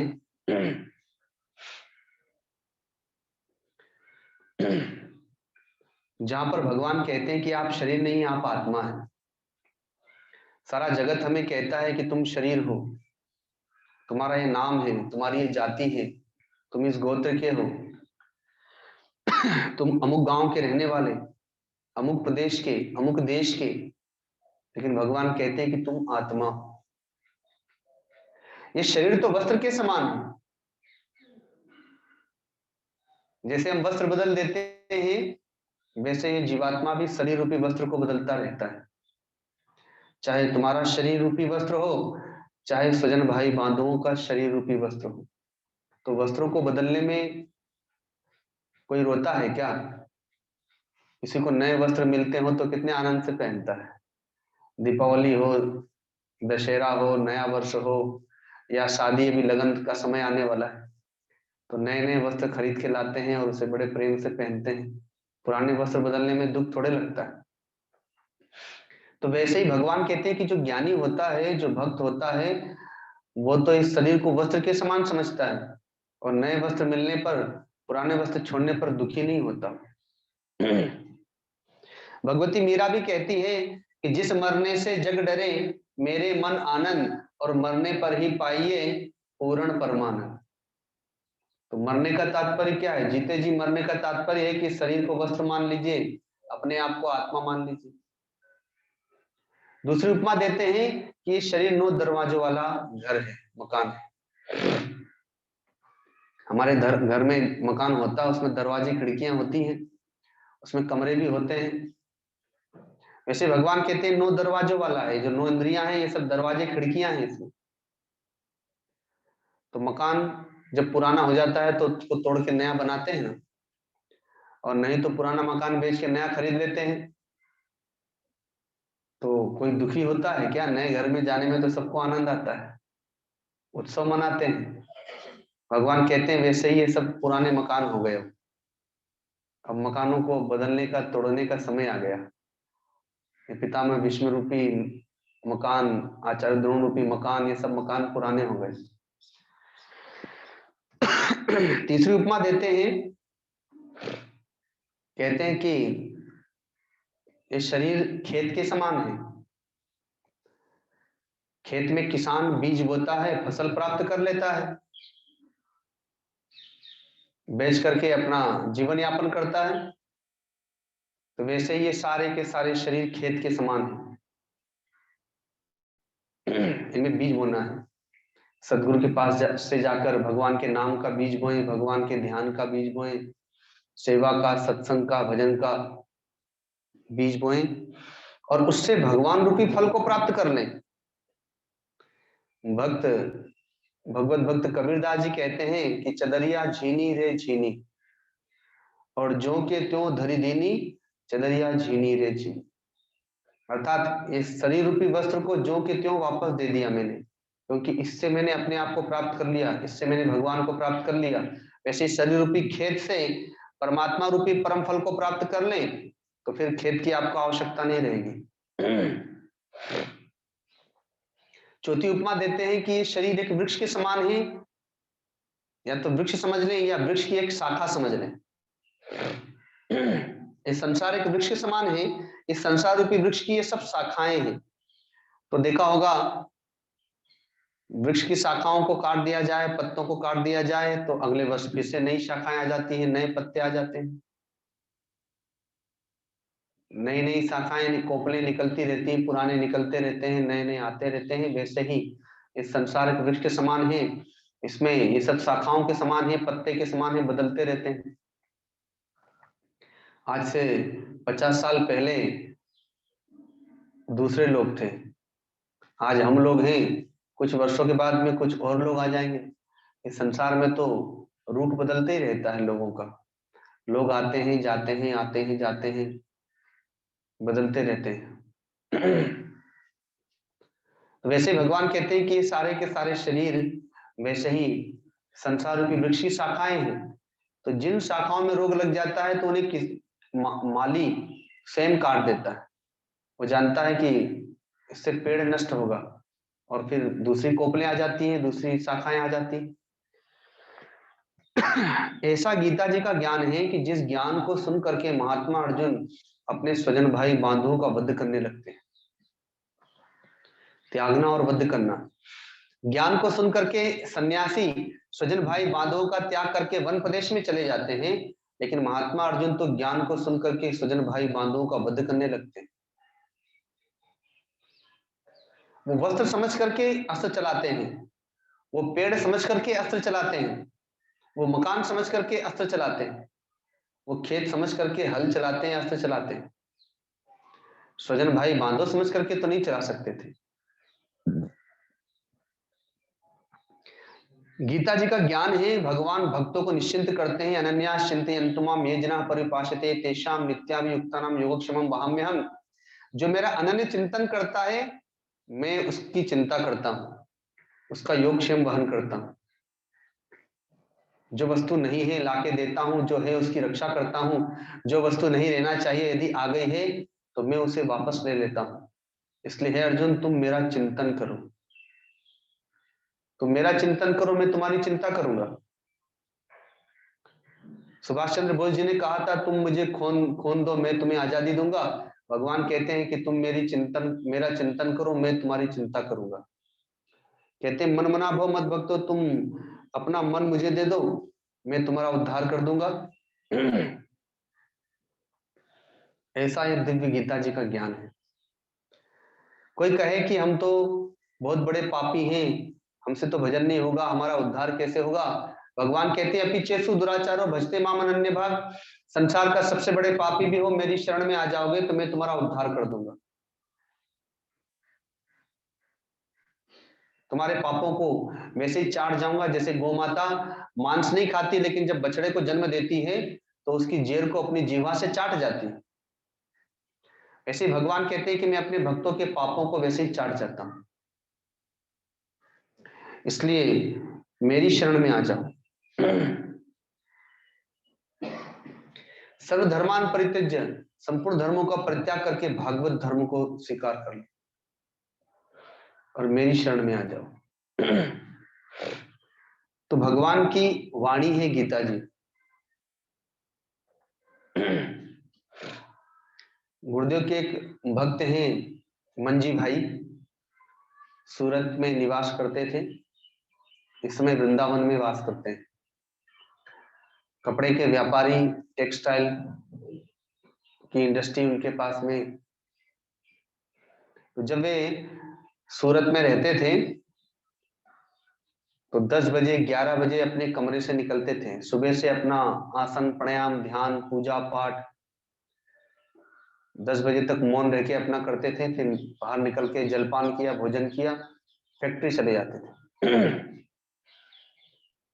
और वहां पर उनके जो लेबर अर्थात जो स्टाफ था इंडस्ट्री में, उन्हें वो पहले बता रखते थे, जो गीता जी का मंत्र याद करके आएगा उसे इनाम दिया जाएगा। एक गीता जी का श्लोक सुनाएंगे तो किसी को 100 रुपए, किसी को 500 रुपए, किसी को 1000 रुपए। वो पहले से निर्णय करके रखते थे कि ये मंत्र कठिन है तो इसको जो सुना देगा। तो अब जो इनको तो स्वयं गीता जी के 18 अध्याय याद थे, भागवत के मंत्र याद थे, अपने परिवार वालों में भी सबको याद करा दिया, अपने रिश्तेदारों को भी याद करा दिया। अब अपने स्टाफ को भी गीता जी याद करा दी, क्योंकि बिना काम किए किसी को केवल गीता जी का श्लोक सुनाने पर वेतन मिलेगा तो कौन याद करके नहीं आए। कल राजू भाई, प्रभु भाई और अन्य लोग सब कह रहे थे ये काम नहीं हो रहा है, वो काम नहीं हो रहा है। हमने कहा ये सब कहने की जरूरत नहीं है, तो ऊपर वाले को ही ध्यान रखना है, नीचे वाले पर ध्यान ऊपर वाले ही देंगे, अर्थात संत लोगों का काम है। तो वो कितनी युक्ति से काम ले रहे हैं। तो उससे क्या था, उनका जितना भी स्टाफ था इतनी ईमानदारी से काम करता था कि उसे पता है कि हम दिन भर का वेतन तो केवल गीता जी का श्लोक याद करके ही दे प्राप्त कर लेंगे। तो वो फैक्ट्री को अपना समझ करके जिम्मेदारी के साथ में सब सेवा करते थे, और वो अपना निश्चिंत होकर भजन करते थे घर पर। वो कहा है ना कि राम जी की चिड़िया राम जी का खेत और चुगलो चिड़िया भर भर पेट। तो इसलिए भगवान की फैक्ट्री है, वो अपना आए, घूमे, सबको देखा, काम ठीक चल रहा है, गीता जी सुनी और उनको पुरस्कार दिया, और अपने फिर वापस घर चले गए, भजन में लग गए। घर जाके सत्संग करते थे सबको बुला करके, जैसे हम लोग अभी यहाँ कर रहे हैं। तो गांव के मोहल्ले के लोग उनके पास आते थे और वहां सत्संग होता था, और उनका स्टाफ उनकी फैक्ट्री चलाता था। परिणाम ये हुआ, बेटा बड़ा हुआ, बेटी बड़ी हुई, बेटी की शादी कर दी, बेटे की शादी कर दी। अब पोता हुआ तो बेटे को फैक्ट्री सौंप दी, और अपने पत्नी के साथ वानप्रस्थी हो गए, वृंदावन में फ्लैट ले लिया, और वहीं रह के अपना भजन करते। चौथे पन निप कानन जाही, चौथे पन में भजन करने जाना चाहिए ना, पुरानी परंपराएं, राजा लोग जाया करते थे, नहीं तो बुढ़ापे में फिर चौथे पन में भी घर में लगे रहेंगे।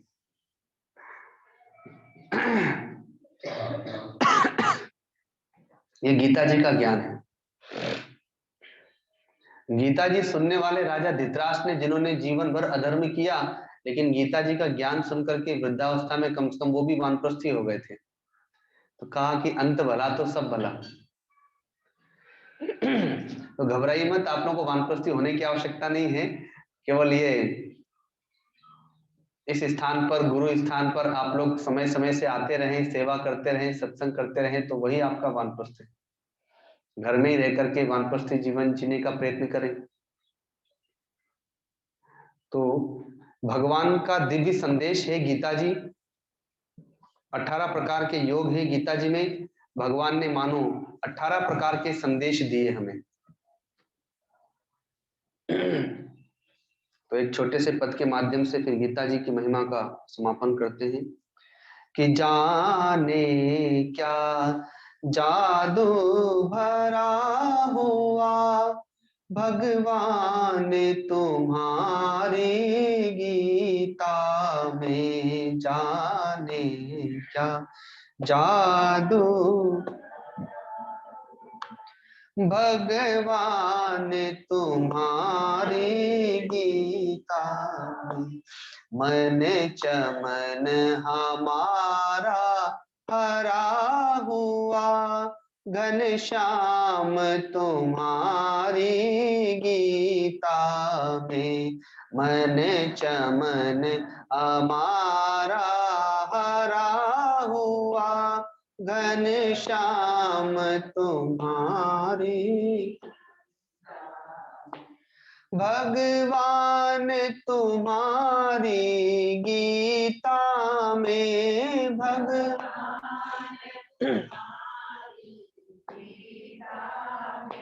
घनश्याम तुम्हारी गीता में, घनश्याम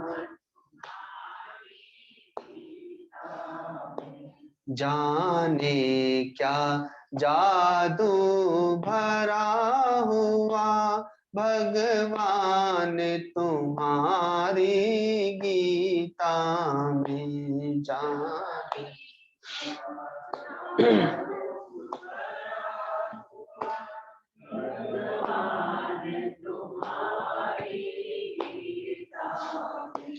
गीता ग्रंथों से न्यारी है गीता,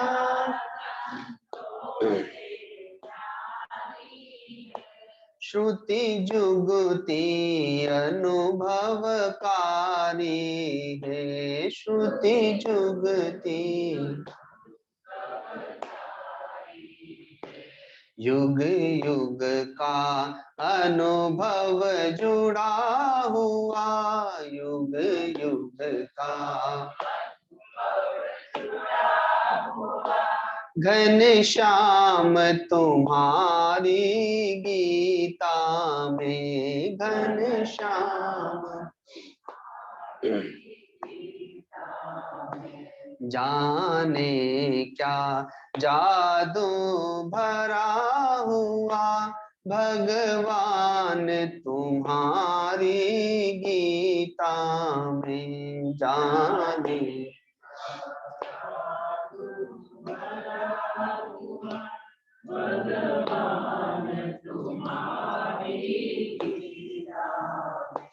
जब शोक मोह से गिर जाए, जब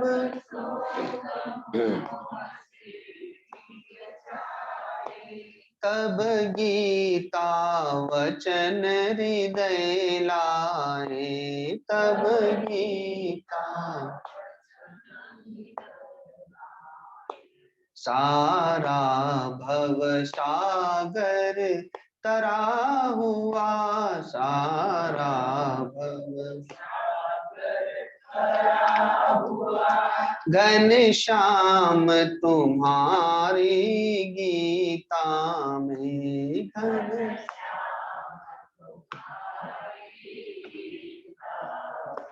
जाने क्या जादू भरा हुआ, भगवान तुम्हारी गीता में, जान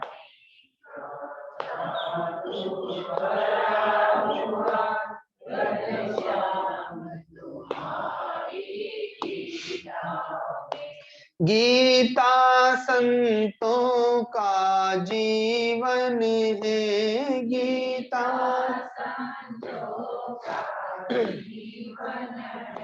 गंगा के समय अति पावन है, गंगा के शरणागति अमृत भरा हुआ, शरणागति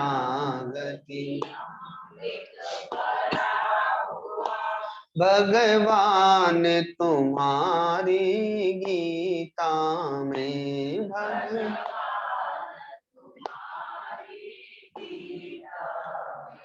जाने क्या जादू भरा हुआ, भगवान तुम्हारी गीता में, जाने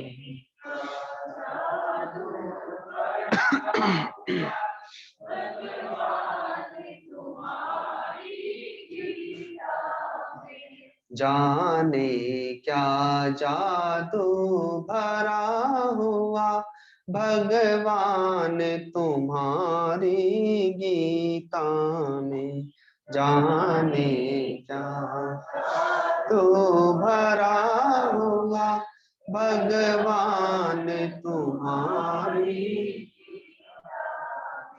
घनश्याम तुम्हारी गीता में,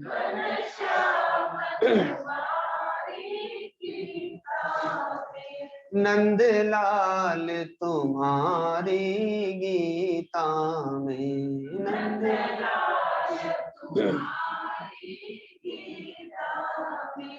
बोलिए गीता माता की, गीता विधाता की। एक बार गुरुदेव ने हम सभी सन्यासी साधकों के मध्य कहा था कि कलयुग में कलयुगी वातावरण है, भगवान का जो अवतार होता है, यदा यदा ही धर्मस्य ग्लानिर्भवति भारत, धर्म की रक्षा के लिए, अधर्म का विनाश करने के लिए, धर्मात्माओं की रक्षा के लिए, भक्तों की रक्षा के लिए, गौ माता की रक्षा के लिए, देवताओं की रक्षा के लिए, आदि आदि। तो इस कलयुग में जब हम संपूर्णता से रक्षा नहीं कर सकते हैं तो बीज बचा सकते हैं। आजकल लोग पीपल के वृक्ष को भी काटने लग गए हैं। जबकि पीपल वृक्ष को काटना छांटना भी मना है। हरिद्वार में आप लोग आएंगे तो देखेंगे गुरुदेव की कुटिया के सामने पीपल का वृक्ष है ना, गुरुदेव ने उसको काटने छाटने नहीं दिया। वो अशुभ माना जाता है क्योंकि वो अश्वत्थ वृक्ष है, भगवान नारायण का स्वरूप है वो। तो पीपल वृक्ष की रक्षा करनी है। अगर पीपल वृक्ष बचेगा तो संपूर्ण वृक्ष बचेंगे, सनातन धर्म बचेगा। महात्मा विदुर कहते हैं राजा धृतराष्ट्र को समझाते हुए, महाभारत में आया है कि यदि घर में किसी एक व्यक्ति को त्याग देने से घर के सदस्य को पूरे घर की रक्षा होती है, पूरे परिवार की रक्षा होती है, तो उस एक व्यक्ति का त्याग कर देना चाहिए। आप दुर्योधन का त्याग कर दीजिए, आपके पूरे कुल, आपके पूरे वंश की रक्षा हो जाएगी। यदि एक परिवार को त्याग देने से एक नगर की रक्षा होती हो तो उस परिवार का त्याग कर देना चाहिए। यदि एक नगर के त्याग देने से पूरे राष्ट्र की रक्षा होती हो तो उस नगर में आग लगा देना चाहिए। लेकिन यदि एक भक्त की रक्षा के लिए, एक साधक की रक्षा के लिए, एक संत की रक्षा के लिए, गो की रक्षा के लिए एक राष्ट्र का भी त्याग करना पड़े तो उस राष्ट्र का भी त्याग कर देना चाहिए। तो एक पीपल की रक्षा के लिए अगर पूरे वृक्षों को भी नष्ट करना पड़े तो भी कर सकते हैं, इतना महत्व है पीपल वृक्ष का। तो गुरुदेव कहते हैं कि पीपल वृक्ष की रक्षा करना चाहिए, अब इसका बीज बचाना चाहिए, इसलिए भक्तों में पीपल वृक्ष और बरगद वृक्ष की महिमा का गायन करना चाहिए। ये सनातन धर्म का एक अंग है। हम सारी गायों की रक्षा नहीं कर सकते हैं तो कम से कम हमारी जितनी शक्ति सामर्थ्य है हम उतनी तो रक्षा करें, उतनी तो गायों की सेवा करें, क्योंकि धरती के सारे पशु पक्षी एक गाय की सेवा कर देने मात्र से ही सारे पशु पक्षियों की रक्षा हो जाएगी, उनकी रक्षा और सेवा करने का फल प्राप्त हो जाएगा। भगवान की सेवा करने का फल प्राप्त हो जाएगा। तो हम कम से कम गायों का बीज तो बचा सकते हैं। और नहीं तो अभी कुछ वर्ष पूर्व में बॉम्बे गया हुआ था, संयोग से मकर संक्रांति का दिन था। गुजरात की भी मकर संक्रांति देखी है मैंने, डीसा में एक बार था मैं, मकर संक्रांति के दिन हंसमुख जी की माँ ने वो खिचड़ी बना के खिलाई थी 5 अन्न की। और उसी दिन संयोग से गुरुदेव भाबर आए हुए थे, भाबर की गौशाला में माधव भाई ठक्कर के यहाँ। तो हम लोग फिर वो प्रसाद पा करके और भाबर गए। तो उस दिन तो सभी लोग पतंग में रंगे होते हैं, सब अपने छत पर डीजे बजा करके पतंग उड़ाते हैं। तो पहली बार मैंने गुजरात में देखा। लेकिन एक विचित्र बात और देखी कि जब हम लोग कार में बैठ करके डीसा से भाबर जाने लगे तो हाईवे पर जगह जगह लोग हम लोग को रोकते थे। कोई अधिकारी था, कोई सर्विस करने वाला, कोई सामान्य व्यक्ति था, वो रोकते थे कोई भी चलने वाली कार को कि आज मकर संक्रांति का दिन है। वो दान पात्र लेके खड़े थे कि गायों के लिए कुछ सेवा करते जाइए। तो देख के बड़ा अच्छा लगता था कि इतनी चिलचिलाती धूप में ये दिन भर हाईवे पर खड़े होकर के गायों की सेवा के लिए दान मांग रहे हैं। और दूसरा फिर एक और देखा सुरेंद्र नगर में, यहाँ तो सभी जगह देखने को मिला। जब सुरेंद्र नगर में हम लोग रह रहे थे तो मकर संक्रांति के दिन स्टॉल लगाया जाता है, गौशाला वाले अपना अपना स्टॉल लगाते हैं और लोग जैसे दुकानों पर सामान खरीदने जाते हैं वैसे अपने आप वहां आकर के दान पात्र में गो सेवा के लिए सेवा समर्पित करके जाते हैं। ये केवल गुजरात में ही मैंने देखा। तो मकर संक्रांति का दिन था, बॉम्बे गया हुआ था, एक भक्त ने भोजन प्रसाद के लिए आमंत्रण दिया। तो हम उसके घर गए तो उसने घर पे पहले पूजन रखा था। मकर संक्रांति के दिन तो पूजन भी होता है। तो पूजन उसने किया तो एक प्लास्टिक की इतनी बड़ी गाय रखी थी उसने अपने मंदिर के पास में, और उसको वो हरा चारा डाल रहा था और उसकी आरती उतार रहा था। तो भोजन प्रसाद हुआ, सब कुछ हुआ। दोपहर में जब सत्संग हुआ तो मैंने कहा कि अगर अभी भी नहीं जागे तो घर घर में यही प्लास्टिक की गायों की पूजा होने वाली है, और अपने आने वाले बच्चों को बताएंगे हम लोग कि ऐसे हमारी गायें भी हुआ करती थी, भगवान श्री कृष्ण चराने जाया करते थे, और 33 कोटि देवता जिसमें वास करते थे, 68 करोड़ तीर्थ जिसमें वास करते थे, जिनका दूध बड़ा गुणकारी होता था। ये ऐसा हम लोग बताने लग जाएंगे कुछ वर्षों में, अगर गायों की रक्षा नहीं की तो।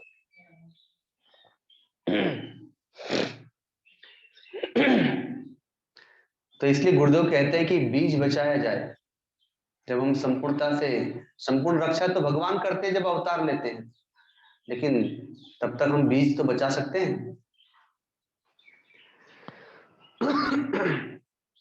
गंगा जी का बीज बचाना है, पीपल वृक्ष का बीज, गौ माता का बीज, सनातनी वैदिक परिवार का बीज। जैसे मैंने प्रथम दिन कहा था ना कि गुरुदेव ने अपने भक्तों में आह्वान किया कि वैदिक परिवार, सनातनी परिवार वही माना जाएगा जिस परिवार में पुत्र सुबह उठ करके माता पिता को, दादा दादी को प्रणाम करे, पुत्री अर्थात बहू उठ करके सास ससुर को, पति को प्रणाम करे, आदि आदि। दरवाजे पर आए अतिथि, भिखारी, ब्राह्मण, संत, गोमाता, सबका यथायोग्य सम्मान हो, और प्रत्येक परिवार में कम से कम एक गाय की सेवा हो, वो सनातनी परिवार माना जाता है। तो कम से कम ऐसे सनातनी परिवार के बीज को तो बचाया जाए। और नहीं तो अभी पिछले साल की बात है, अभी मैं जहाँ सासाराम में जा रहा हूँ, तो पिछले साल भी वहां पर मैंने भागवत कथा की, तो एक भक्त परिवार कथा में आए,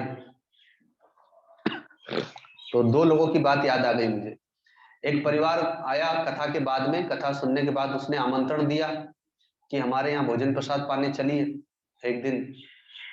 तो मुझे पता था ये लोग 3 भाई हैं, तीनों भाई अलग अलग रहते हैं,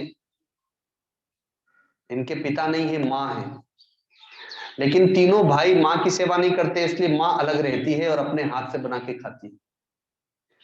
और माँ कमर झुक गई है, लाठी के सहारे चलती है। वो बीमार हो जाती तो उसकी कोई सेवा करने वाला नहीं, उसके घर में राशन खत्म हो जाए तो कोई बाजार से राशन भी लाके नहीं देता है। तो कभी कभी उसको सत्तू, समझते हैं ना सत्तू आप लोग, या कभी कभी चूड़ा खा करके भी दिन बिताना पड़ता है। तो उन्होंने जब आमंत्रण दिया तो मेरे मन में आया कि जिसके घर में माँ के लिए रोटी नहीं तो उसके घर में हम क्यों खाने जाएं। तो मैंने ऊपर ऊपर से कह दिया कि भाई अब तो मेरे पास समय नहीं है, जितने दिन मुझे रहना है सब भक्तों ने अपना अपना नाम लिखा दिया, अब अगले साल देखूंगा। क्या इसको सनातनी परिवार कहा जा सकता है?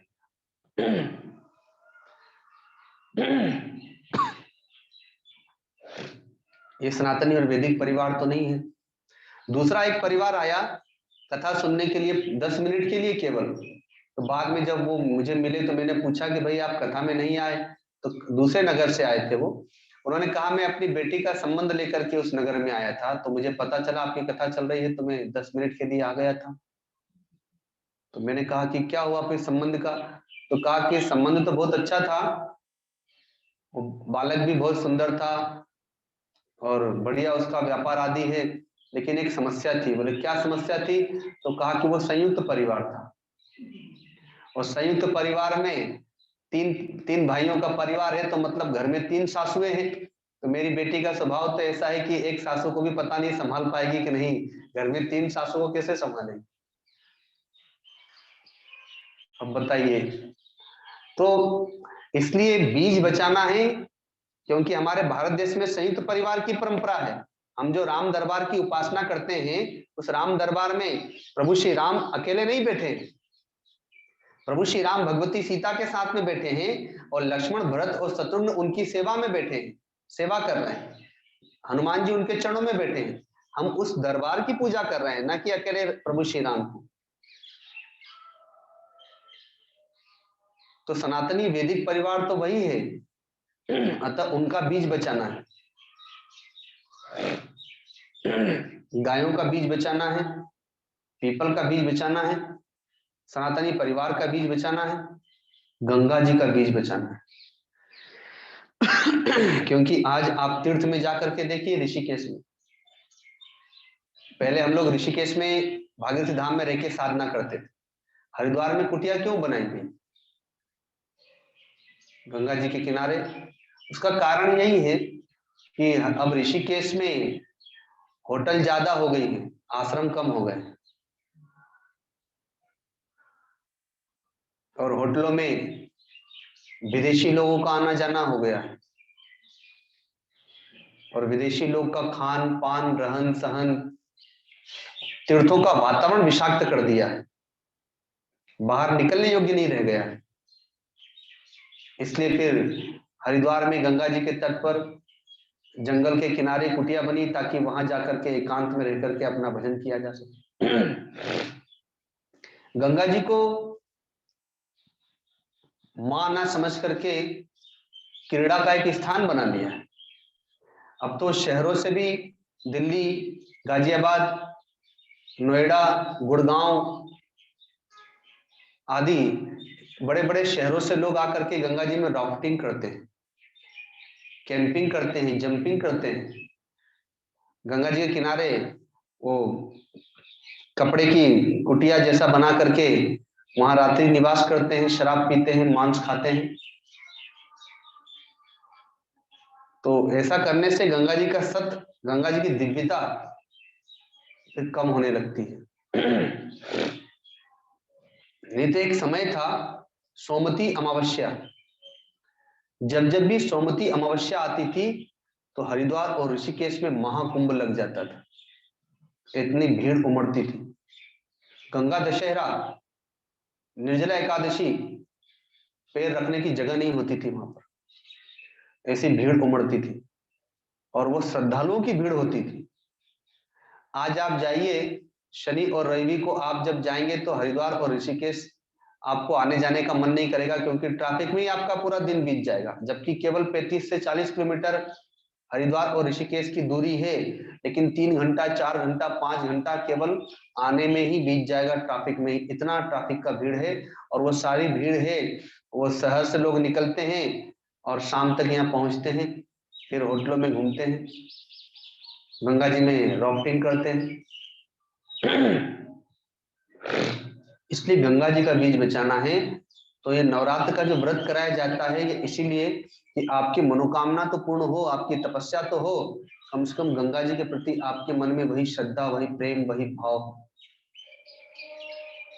गंगा जी के प्रति आपके मन में वो प्रेम प्रकट हो। क्योंकि गंगा जी इस धरती की एक धरा है, एक धरोहर है, ये साक्षात ब्रह्म का एक अवतार ही है।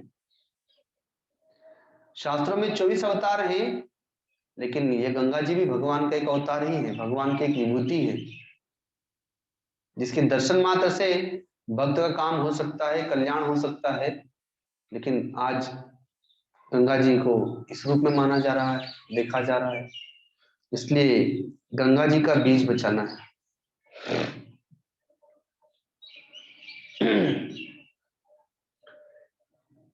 भगवान का नाम हमारी श्वासों में होना चाहिए, हमारे मन में होना चाहिए। हनुमान जी के लिए है कि भीतर भीतर राम नाम है, ऊपर उनका काम। अर्थात मन में राम नाम और तन से राम की सेवा, राम की आज्ञा में सदा तल्लीन नवलीन रहते हैं। तो हम भी तो वैसे ही भीतर भीतर भगवान के नाम का जप हो, और बाहर बाहर से अपना कर्तव्य कर्म हो, और वह भी सेवा की भावना से हो। लेकिन कितना सहज सरल साधन है भगवान का नाम, लेकिन फिर भी वो हम पकड़ नहीं पाते। अनाप शनाप विचारों में, अनाप शनाप चिंताओं में खोए रहते हैं, भगवान के नाम को पकड़ करके भगवान के ध्यान में खोए नहीं रहते, जबकि हम ऐसा कर सकते हैं। मानस में आया है कि भाव कुभाव अनक आलसो, नाम जपत मंगल दिशि दसो। कोई व्यक्ति भाव से भगवान का नाम ले, या चाहे कुभावना से भगवान का नाम ले। जैसे शिशुपाल भगवान का नाम ले ले करके गालियां देता था, तो भागवत में आया है कि इतनी गालियां देता था कि गाली देते देते जब चिल्लाते चिल्लाते गला सूख जाता था, तो पानी पी पी के गाली देता था।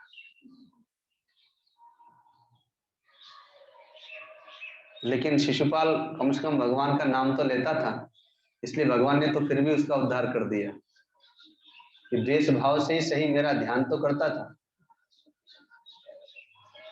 तो भाव कुभाव अनक आलस हो, आलस्य में भी कोई भगवान का नाम ले तो भी भगवान प्रसन्न हो जाते हैं।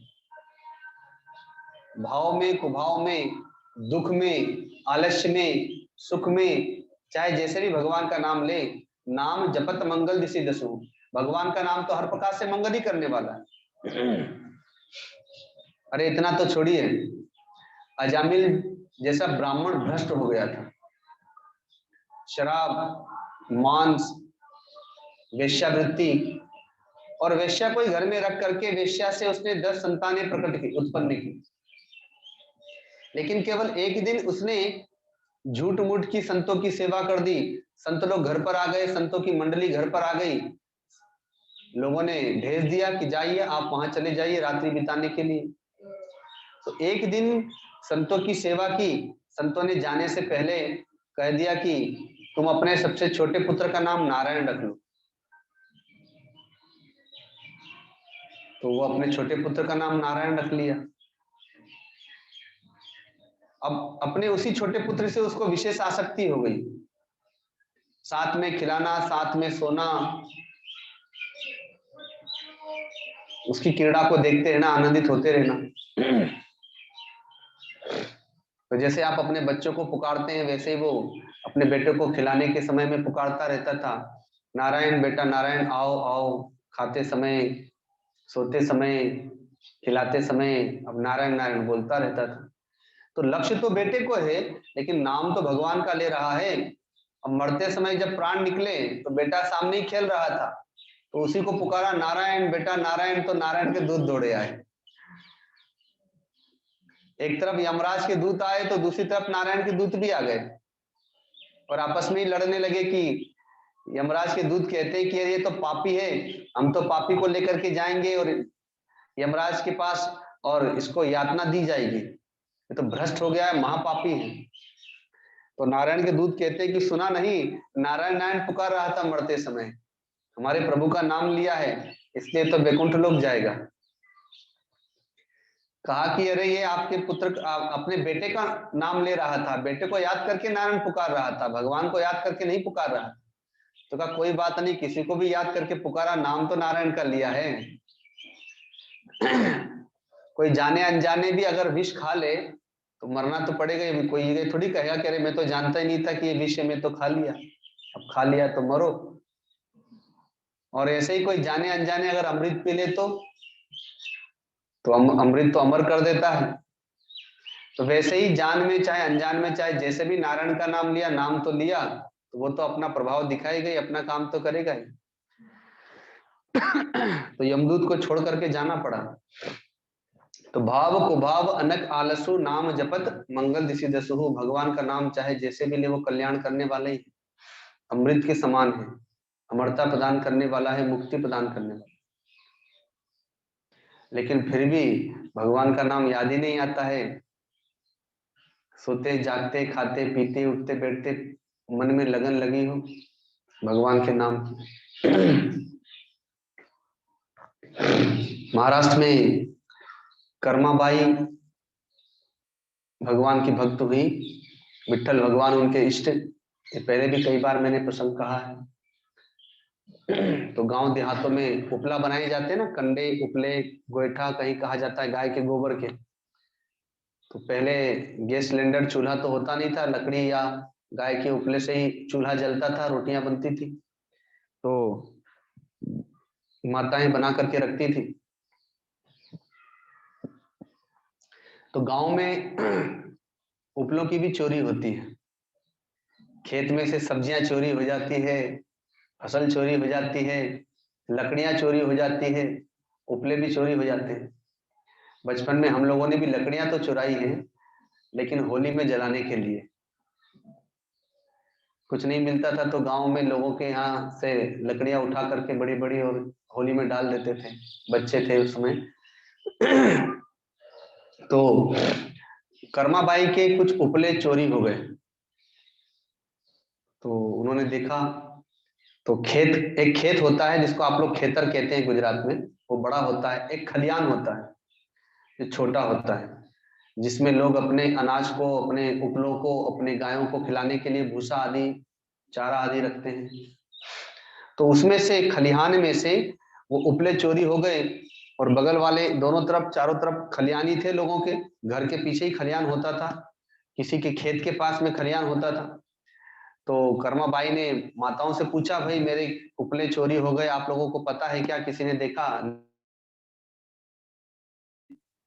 तो कोई भी नहीं बताता था किसने लिया, किसी को पता नहीं, और चोर बोलेगा नहीं कि मैंने चोरी किया। तो कर्मा बाई कहती है कि सबके उपलों में से मैं अपने उपलों को पहचान सकती हूँ। तो कहा कैसे पहचानोगी, जबकि सब एक जैसे ही बनते हैं।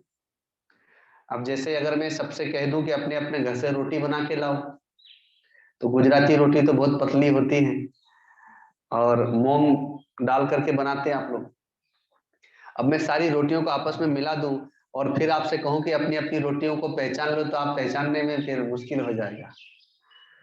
तो वैसे ही माताओं ने सोचा कि अरे सारे उपले एक जैसे हैं, तो कैसे पहचान लोगी?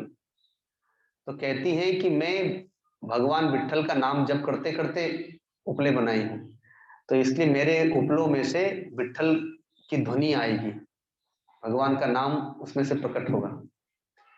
तो सबको आश्चर्य हुआ कि ऐसा भी हो सकता है क्या। तो वो सबके उपलों में उठा उठा करके सुनती है और रखती जाती है, और ऐसे करके वो अपने उपलों को छांट लेती, क्योंकि उसके उपलों में से सही में विट्ठल विट्ठल की ध्वनि प्रकट होती है। अर्थात उसका नाम जप इतना सिद्ध हो गया है कि वह जब उपले बनाते समय नाम जप कर रहे हैं, तो उस उपलों में भी नाम नाम की, विट्ठल नाम की ध्वनि आ रही है। तो आप लोग भी तो भगवान का नाम जप करते हुए रोटी बना ही सकती हैं, सब्जी बना सकती हैं। तो कम से कम आपकी रोटी में भी राम नाम चला जाएगा, भगवान का नाम रोटी सब्जी दाल चावल में चला जाएगा। तो जो आपके घर में जप नहीं करता है वो भी खाएगा, तो भगवान का नाम तो उसके भीतर भी चला जाएगा। दोनों काम हो जाएगा, भोजन भी हो गया उसका, भजन भी हो गया। फिर आपको बोलना नहीं पड़ेगा अपने पति को कि आप तो भजन करते नहीं, दिन रात खाली इधर उधर लगे रहते हैं। आपका भजन, उनका भी भजन हो जाएगा, दोनों का हो जाएगा। तो इसलिए भगवान के नाम की बड़ी महिमा है।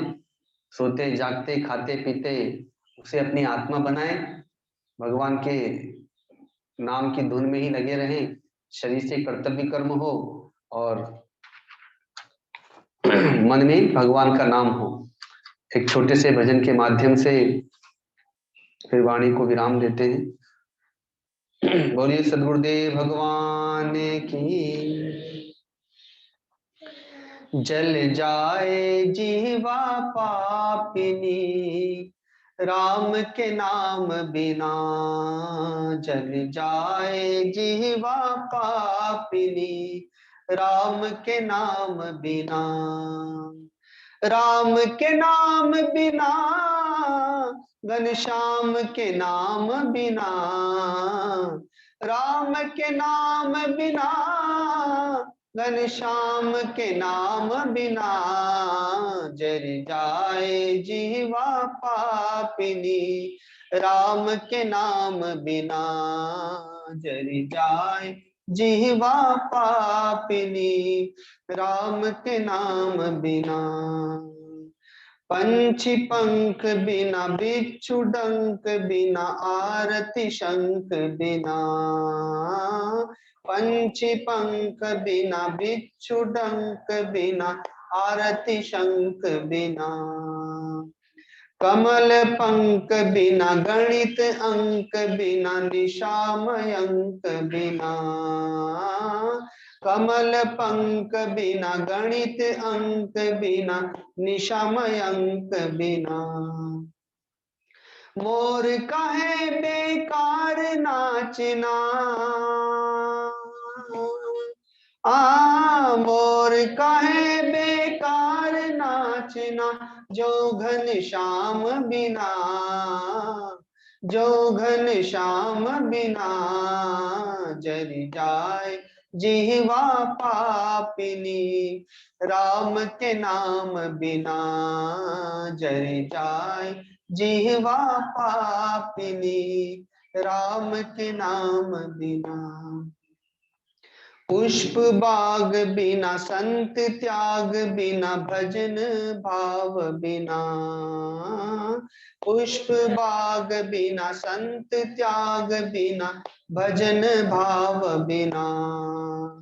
श्रृंगार सुहाग बिना सूर्य आग बिना गाना राग बिना। श्रृंगार सुहाग बिना सूर्य आग बिना गाना राग बिना। बिना राम नर ऐसे जैसे ओ, बिना नाम नर ऐसे जैसे पथिक मकान बिना। पथिक मकान बिना जरि जाए जिह्वा पापिनी राम के नाम बिना। जरि जाए जिह्वा पापिनी राम के नाम बिना। छत्र आन बिना विप्र ज्ञान बिना भोजन मान बिना। छत्र आन बिना विप्र ज्ञान बिना भोजन मान बिना। हाथ दान बिना देह प्राण बिना घर संतान बिना।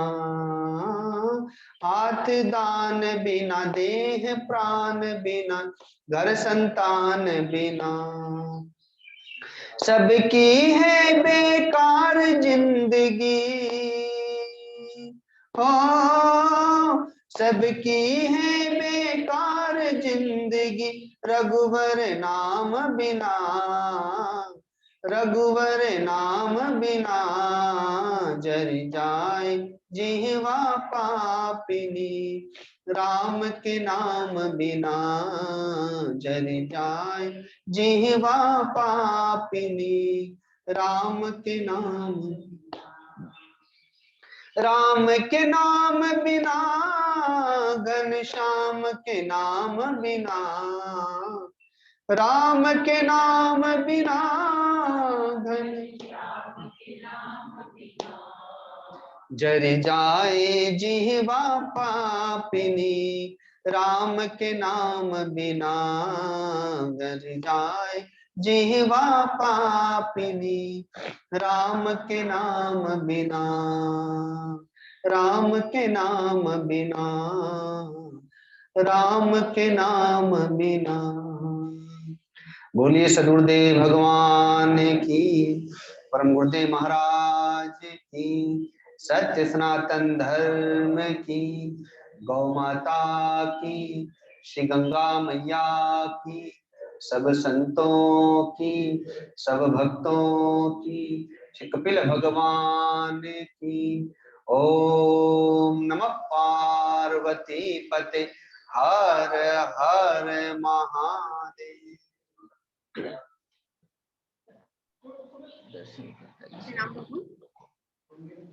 ये तो को स्वागत कर से आप सभी सदगुरुदेव भगवान को प्रणाम कर सकते हैं। अच्छा प्रसाद ला देंगे। प्रणाम स्वामी जी, चरण स्पर्श स्वामी जी, प्रणाम स्वामी जी, प्रणाम गुरुदेव, प्रणाम बाबा, प्रणाम गुरुदेव, प्रणाम बाबा, प्रणाम बाबा, हम लोग सब कोई मिलकर जयकारा लगाएं और प्रणाम गुरुदेव। 6:30 बजे हनुमान चालीसा और 7 बजे योग शिविर के लिए हम सब सम्मिलित होंगे। मिलकर बोले सदगुरुदेव भगवान की जय, गौ माता की जय, गंगा मैया की जय, माता की जय, संतों की जय, की आनंद की जय। प्रणाम बाबा। प्रणाम बाबा।